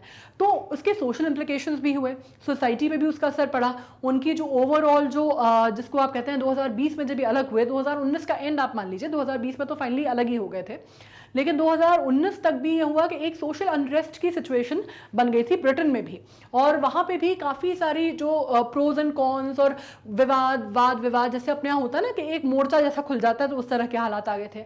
अब less educated and the old seems to be favour EU campaign and the young and the employed are more in favour of Britain staying in the EU। अब इसमें हो क्या रहा था कि जो पुराने लोग थे, जिनका पुराना एक माइंडसेट था, पुराना एक सोच थी, जिनकी पुरानी एक विचारधारा थी, उनका तो ये कहना था कि हाँ EU को छोड़ देना चाहिए ब्रिटेन को, क्योंकि किसी ना किसी तरह एक, जैसे मैंने कहा ना, वर्चस्व वाली भावना थी कि भाई ब्रिटेन का एक वर्चस्व हुआ करता था। तो जब वो किसी के EU के साथ वो कोलैबोरेटेड थी या EU के अंडर थी, तो उसका मतलब ये था ना कि उनके लॉज और उनकी चीज़ें इनको माननी पड़ेंगी, कस्टम लॉज और बाकी सारी इनको मानने पड़ेंगे। तो जो पुराने लोग थे उनका तो ये कहना था कि भाई EU कैंपेन जो है उन्होंने इसको फेवर किया, leave EU, the no campaign as you know it, right. लेकिन जो नए लोग थे, जो नए एम्प्लॉयड थे, जो सैलरीड पीपल थे, एम्प्लॉयड सेक्शन था, उनने कहा कि उनको ब्रिटेन को EU का हिस्सा रहना चाहिए। तो इसमें दो गुटों में पूरा उनका जो इंटरनल जो सोशल सिनेरियो था वो बढ़ गया था, पूरा सोशल जो मार्केट था वो उनका बढ़ गया था, ठीक है। उसके बाद जब हम कहते हैं Brexit could encourage England, Wales, Scotland और Northern Ireland to appeal for quitting the United Kingdoms। अब ये हो सकता था कि ब्रेक्सिट के कारण और भी जो बातें हो रही थी यूनाइटेड किंगडम में। आप जब हम बात करते हैं तो आपको मालूम है that when we are talking about, आपने सुना होगा ना Princess of Wales, Princess Diana का नाम सुना होगा, तो वो आप अपने दिमाग में नक्शा बनाइए, आपको क्लियर हो जाएगा यूनाइटेड किंगडम्स का। तो ब्रेक्सिट के कारण ये हो सकता था कि could encourage England, Wales, Scotland and Northern Ireland to appeal for quitting United Kingdom. तो ये भी हो सकता था, ये भी एक बहुत बड़ी बात निकल के सामने आई। उसके बाद बात निकल के सामने आई कि remittance from the UK to countries outside in terms of pound will fetch lesser returns compare to the past. अब ये बात आई कि जब हम बात करते हैं रेमिटेंस की, ठीक है, तो UK जब दूसरी कंट्रीज को, जब आप पैसों की, जब हम फॉरेन एक्सचेंज की बात करते हैं, ये बात उस पर हो रही है, ठीक है। तो अब ज़्यादा अगर आपने पैसा दिया हुआ है किसी को, किसी कंपनी को अगर UK ने दिया हुआ है या किसी कंट्री को अगर UK ने दिया हुआ है, तो जाहिर सी बात है क्योंकि जो प्राइसिंग है, जो फॉरेन एक्सचेंज है, फॉरेक्स है, उसमें जब डिफरेंस आएगा तो आपको जो पैसा मिलेगा वो आपको कम मिलेगा, उसकी वैल्यू कम होगी। वो भी एक बहुत ज़्यादा प्रॉब्लम थी compare to the past rate. अब एक्सपोर्ट डोमिनेटेड कंट्रीज में be affected whether exporting to the UK और not. If the UK is a major trading partner the effect will be more. जाहिर सी बात है, ये भी आपको लग रहा होगा कि मैम कह रही है हर चीज़ में जाहिर सी बात है, बट एवरीथिंग इज कनेक्टेड, है ना, सब कुछ चीज़ें कनेक्टेड होती हैं। दैट इज वाई मैं कह रही हूँ कि बहुत ऑब्वियस है, जाहिर सी बात है, मतलब बहुत ऑब्वियस है, राइट, कि कोई भी अगर आप जब बात करते हैं इकोनॉमी की, तो एवरीथिंग इज इंटरलिंक्ड। कोई भी चीज़, कोई भी कंपनी, कोई भी कंट्री आज की डेट में जब हम बात करते हैं ग्लोबलाइजेशन के युग की, तो कोई भी इकोनॉमी, चाहे वो कितनी भी बड़ी हो, कितनी भी छोटी हो, इंडिपेंडेंटली काम नहीं कर रही है। Everybody is related to everybody, this is a fact. एक तरह से डायरेक्ट अगर नहीं होगा रिलेशन तो इनडायरेक्ट रिलेशन होगा, लेकिन होगा, ठीक है। तो अब बात ये हो रही है कि जो कंट्रीज हैं, डोमिनेटेड हैं कंट्रीज, वो इफेक्टेड होंगी। एक्सपोर्ट डोमिनेटेड कंट्रीज हैं, खासकर अगर वो एक्सपोर्ट कर रही है UK को, और अगर बात कर रहे हैं एक्सपोर्टिंग टू द UK और not, even if they are not exporting directly to the UK, कहीं ना कहीं से वो जुड़े हुए होंगे, रॉ मटेरियल के थ्रू जुड़े होंगे, किसी और नेटवर्क के थ्रू जुड़े होंगे। अगर आपको ऑब्वियस, जिसको हम बोलते हैं ना, बिल्कुल सामने से अगर कोई चीज़ नहीं दिख रही है प्रत्यक्ष रूप में, तो भी अप्रत्यक्ष रूप में चीज़ें आपस में कनेक्टेड हैं, ठीक है। और स्पेशली ज़्यादा इफेक्ट होगा, इफेक्ट तो तब भी होगा जब वो डायरेक्टली जुड़े हुए नहीं होंगे, लेकिन ज़्यादा इफेक्ट तब होगा जब अगर आपको ये पता हो कि आपका मेजर ट्रेडिंग पार्टनर जो है वो UK है, ठीक है, तो वो कंट्रीज अफेक्ट होंगी। जैसे कि सबसे बड़ा अगर आप बात करते हैं तो US बहुत ज़्यादा इम्पैक्ट हुआ था। एक टाइम पे हम भी बहुत ज़्यादा इम्पैक्ट हो सकते थे अगर हमने समय पे निर्णय नहीं लिया होता। फिर हमने उस टाइम पे क्या किया, हमने we played a little smart और हमने बाकी सारे आयाम खोल दिए। लेकिन यूनाइटेड स्टेट्स ने बहुत मेजर ब्रंट जो है उसने ब्रेक्सिट की वजह से बोर किया। क्यों किया उसने? क्योंकि वो बहुत बड़ा ट्रेडिंग पार्टनर हुआ करता था UK का, और अभी भी उनके जो ट्रेड रिलेशंस हैं वो बहुत अलग हैं। हालांकि ओबामा ने जब बात की, ओबामा ने उस टाइम पे ये बात बोली कि भाई ब्रेक्सिट की वजह से जब आप बात करते हैं टाई अप्स की बात कर रहे हैं या इकोनॉमिक टाई अप्स की बात कर रहे हैं, तो उसको नॉर्मलाइज होने में बहुत लंबा अरसा लग जाएगा। अब US UK के टाइज को इकोनॉमिक बेसिस पे नॉर्मलाइज होने में और बैलेंस आउट होने में टाइम लगेगा। ये ओबामा का स्टेटमेंट।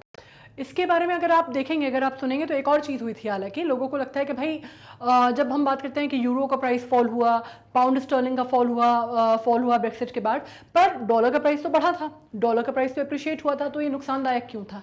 नुकसानदायक ऐसे था कि जब हम बात करते हैं एक्सपोर्ट की ना, तो एक्सपोर्ट के लिए ये नुकसानदायक हो गया। जो इन्वेस्टमेंट था, जो यूके का जो इन्वेस्टमेंट था, यूएस का जो स्टॉक एक्सचेंज था, उसके लिए ये नुकसानदायक था।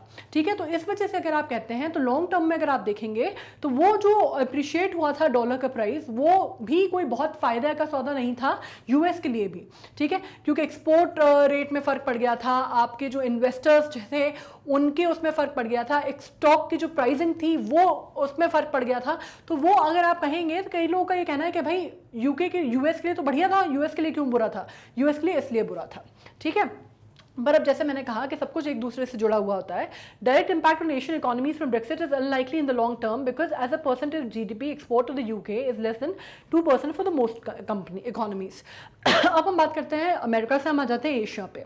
एशिया में जब हम बात करते हैं तो यूके की जब बात हो रही है एक्सपोर्ट की या ट्रेडिंग पार्टनरशिप की, तो हम ये जानते हैं कि एशिया के जो मेजर कंट्रीज़ हैं, एशिया की कुछ ऐसी मेजर कंट्रीज़ हैं जिन पे, एशिया सबसे बड़ा कॉन्टिनेंट है ये हम जानते हैं। एशिया के कुछ मेजर कंट्रीज़ हैं जो कि यूके के साथ ट्रेडिंग की बात करते हैं। कुछ ऐसी कंट्रीज़ भी हैं जिनके साथ थोड़ी सी उतने अच्छे नेगोशिएशन या बायलैटरल रिलेशन नहीं है यूके के। तो उसकी वजह से क्या हुआ कि यूके के साथ जो उनका एक्सपोर्ट है वो उतना ज़्यादा नहीं है, या उतनी ट्रेडिंग नहीं है, या उतना जिसको आप बोलते हैं परसेंटेज, अगर एक्सपोर्ट का जीडीपी का परसेंटेज निकाला जाए तो उनके जो ग्रॉस डोमेस्टिक प्रोडक्ट है उसमें बहुत बड़ा पार्ट या बहुत बड़ा परसेंटेज प्ले नहीं करता यूके से ट्रेडिंग। ठीक है, तकरीबन 2% या उससे कम पार्ट प्ले करता है जीडीपी का। तो बहुत ज़्यादा उन इकोनॉमीज को धक्का नहीं लगेगा। अब हम बात कर लेते हैं, लेकिन कुछ मेजर कंपनीज हैं या कुछ मेजर इकोनॉमीज हैं, जैसे कि हमारी इकोनॉमी है इंडिया के ऊपर, हमने पूरा पढ़ लिया कि हमें कैसे हमारे ऊपर उसका असर पड़ेगा। लेकिन हमें ये भी मालूम है कि overall over the period of time हम उसको नलिफाई किस तरह कर सकते हैं, या हमने उसके लिए कैसे हम उसको, जिसको आप कहते हैं ना कंटिजेंसी रिजर्व्स की बात करें हम, या जिसकी हम बात करते हैं कि हमने उसका वे आउट निकाला हुआ था, वो हमने समझ लिया है। और कुछ इकोनॉमीज जैसे जापान की जो इकोनॉमी है वो भी काफ़ी ज़्यादा हिट हुई थी। अब companies which have set up operations in the UK to gain access to EU markets will be affected। जैसे कि हमारे यहाँ बात कर लें कि सबसे पहले मोदी जी जो थे उनका ये कहना था कि भाई अगर हमें EU मार्केट एक्सेस करना है, या अगर हमारा रास्ता जो है यूरोपियन यूनियन पे पहुँचना है हमें, या हमें जो बाकी यूरोपियन यूनियन की कंट्रीज़ को अगर हमें एक्सेस करना है तो हमारा रास्ता जो है वो ब्रिटेन से होकर निकलता है। तो काफ़ी सारी, ये सिर्फ हमारी बात नहीं है, या सिर्फ ये माइंडसेट हमारी अपनी कंट्री में नहीं था, ये बहुत सारी कंट्रीज़ यही मान के चलती थी कि ठीक है कि जो गेटवे है EU में जाने का वो ब्रिटेन के थ्रू है। अब ब्रिटेन खुद ही बाहर हो गया, ब्रिटेन खुद ही निकल गया। तो इस कारण क्या हुआ कि जो कंपनीज ये मान के चल रही थी कि भाई ब्रिटेन के साथ साथ ब्रिटेन में एक बार एंटर कर जाए तो ब्रिटेन से फिर हम पूरा का पूरा EU या यूरोपियन यूनियन जो है उसको हम कैप्चर कर सकते हैं या उसमें हम फैल सकते हैं, तो वो चीज़ जो है उसकी संभावनाएं कम हो गई। ठीक है, तो उसने बहुत ज़्यादा इफेक्ट किया EU के मार्केट को भी। इसके बाद हम बात कर सकते हैं, Brexit will likely allow any US dollar strength to play out, this may cause other currencies to decline in value. ठीक है, बाकी जैसे हम बात कर रहे हैं कि ब्रेक्सिट की वजह से क्या हुआ, it allowed any US dollar strength to come up, तो उसकी वजह से क्या हुआ, बाकी जो करेंसीज हैं उनकी जो वैल्यू है वो ऑब्वियसली नीचे चली गई, राइट। तो इसका भी असर हुआ। अब फाइनली हम इस पे आते हैं कि जब हम ये बात करते हैं कि आज की डेट में क्या हुआ, जैसे मैंने आपको कहा कि जो उनके वहाँ के जो प्राइम मिनिस्टर हैं उन्होंने बिल्कुल एक ट्वीट दिया, जिसको उन्होंने बिल्कुल टिपिकल सा एक ट्वीट दिया उन्होंने 31 जनवरी 2020 को, शायद मेरे ख्याल से, मैंने जैसे कहा ना कि मुझे एग्जैक्टली याद नहीं है, लेकिन वो शायद न्यू ईयर पे उनका ट्वीट आया जिसमें उन्होंने बिल्कुल थम्स अप करके दिखाया और उन्होंने कहा द डील इज डन। तो उनका ये मतलब था कि जब ये फाइनली बात हुई कि UK left the EU at 11 PM GMT, ये तो मैंने आपको बता दिया रात के 11 बजे एकदम ग्रीनविच मेरिडियन टाइम के हिसाब से उन्होंने छोड़ दिया।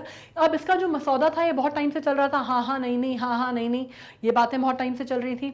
तो इसका पहली बार जो था, इसको आप कह सकते हैं कि जो बिल है ये एक बार फिर से जो था वो पार्लियामेंट में गया उनके 23 जनवरी को, फिर वो 29 जनवरी को गया, फिर फाइनली 29 जनवरी को ये चीज़ फाइनल हो गई कि भाई अब 31 जनवरी को फाइनली छोड़ दिया जाएगा। ठीक है, इस पर अब बात ये होती है कि उस टाइम पे फिर एक ट्रांजिशन पीरियड स्टार्ट होता है। जब इन्होंने छोड़ दिया 31 जनवरी तक, तो दिसंबर 2020 तक एक ट्रांजिशन पीरियड चला। ट्रांजिशन पीरियड का मतलब क्या था कि उस दौरान ये जो छोड़ने के बाद भी जब ब्रिटेन निकल गया बाहर ईयू से, तब भी एक ट्रांजिशन फेज में है वो, और मतलब कुछ नियम कानून के अधीन आता है वो ईयू के, ठीक है। उसके बाद वो अपने लिए स्वतंत्र है। तो जब ये आया फाइनली, जब डील आई, जिसमें मैंने कहा कि फिर वो जॉनसन ने अपना किया 31 जनवरी को, जब उन्होंने वो ट्वीट किया, सॉरी बोरिस ने, जिस प्राइम मिनिस्टर बोरिस ने जब वो ट्वीट किया, तो उन्होंने यही बात कही कि अब हम बिल्कुल स्वतंत्र हैं, राइट। हम अपने निवेश के लिए, हम अपने डिसीजंस के लिए, हमारी बागडोर जो है वापस हमारे हाथ में आ गई है। तो उन्होंने बहुत ही खुश एक वो ट्वीट किया था। तो आज की लेटेस्ट अपडेट जो है वो यही है।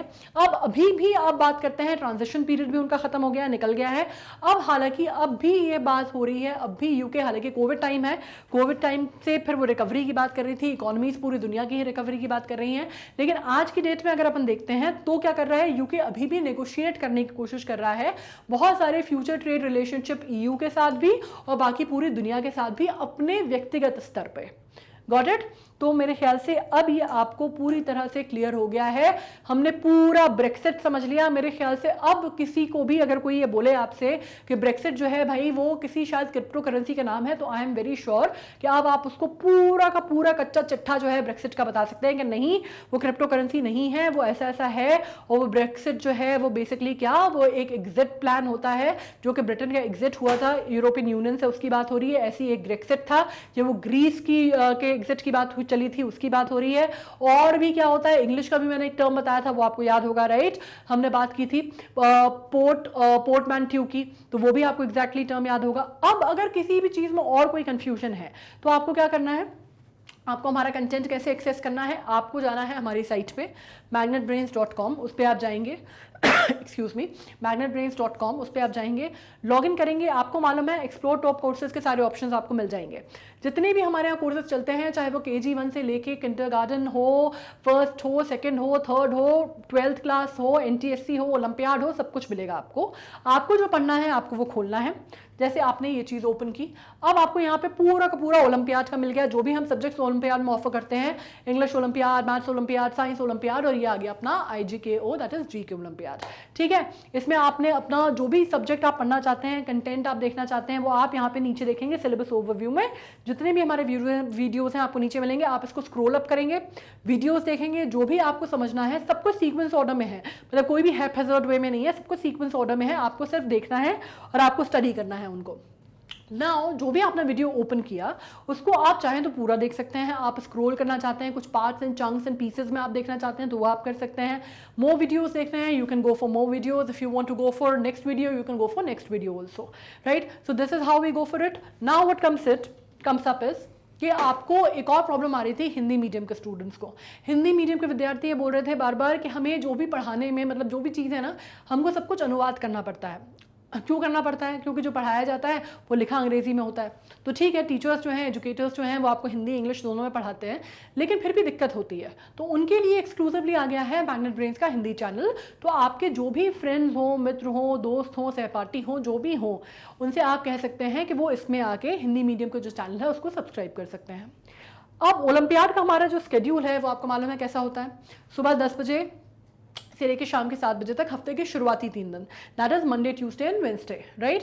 सो बेसिकली सोमवार, मंगलवार और बुधवार ऐसे हमारे वीडियोस आते हैं। सुबह 10 बजे आता है हमारा IEO का, 1 बजे आता है IMO का, 4 बजे आता है NSO का, एंड शाम के 7 बजे आता है IGKO का। This how we work. अब यूट्यूब की जब हम बात करते हैं, यूट्यूब पे आपको मालूम है कि सब कुछ आपको वैसे ही सीक्वेंशियल ऑर्डर में मिल जाएगा। जब हमारे चैनल पे जाएंगे सब कुछ आपको वैसे मिलेगा, आपको जैसे पढ़ना है। अब इसमें जैसे हमने ब्रेक्सिट किया, आपको अगर कोई चीज़ ऐसी लग रही है जो समझ में नहीं आई है, जिसमें प्रॉब्लम है, या आप कुछ और समझना चाह रहे थे, या आपके पास कुछ ऐसी नॉलेज है जो मेरे पास नहीं है मे बी, तो what you can do is you can write down to me. ठीक है, आप मुझे कमेंट सेक्शन में लिख सकते हैं, अपन उस पर डिस्कस करेंगे। और बाकी हमारे और भी जो सोशल मीडिया चैनल्स हैं, आप हमारा फेसबुक देख सकते हैं, इंस्टा देख सकते हैं, उस पर भी आपको रेगुलर अपडेट्स मिलेंगे। टेलीग्राम का चैनल भी आ गया है, अगर कोई आपको कन्फ्यूजन है, डाउट है, तो उस पर भी आपको पता चल जाएगा। यूट्यूब पे all you need to do is, आपको मालूम है कि आपको क्वालिटी एजुकेशन मिल रही है, आपको कोई सब्सक्रिप्शन नहीं देना है, आपको सिर्फ पढ़ाई करनी है, अच्छी सी मेहनत करनी है और पूरी पढ़ाई करनी है। ठीक है, that is it, right. And all you like to do for us maybe is that you can like, share and subscribe, so that all the students across, उनको भी ये पता चले किस तरह का एक प्लेटफॉर्म है जिसमें इतनी कंटेंट मिलता है या इतनी quality education free of cost मिलती है, right? So this is what we are hoping from your end and I hope you people are doing good, studying well and the concept is very clear to you. तो हम मिलते हैं next concept के साथ. तब तक take care of yourself. Thank you so much.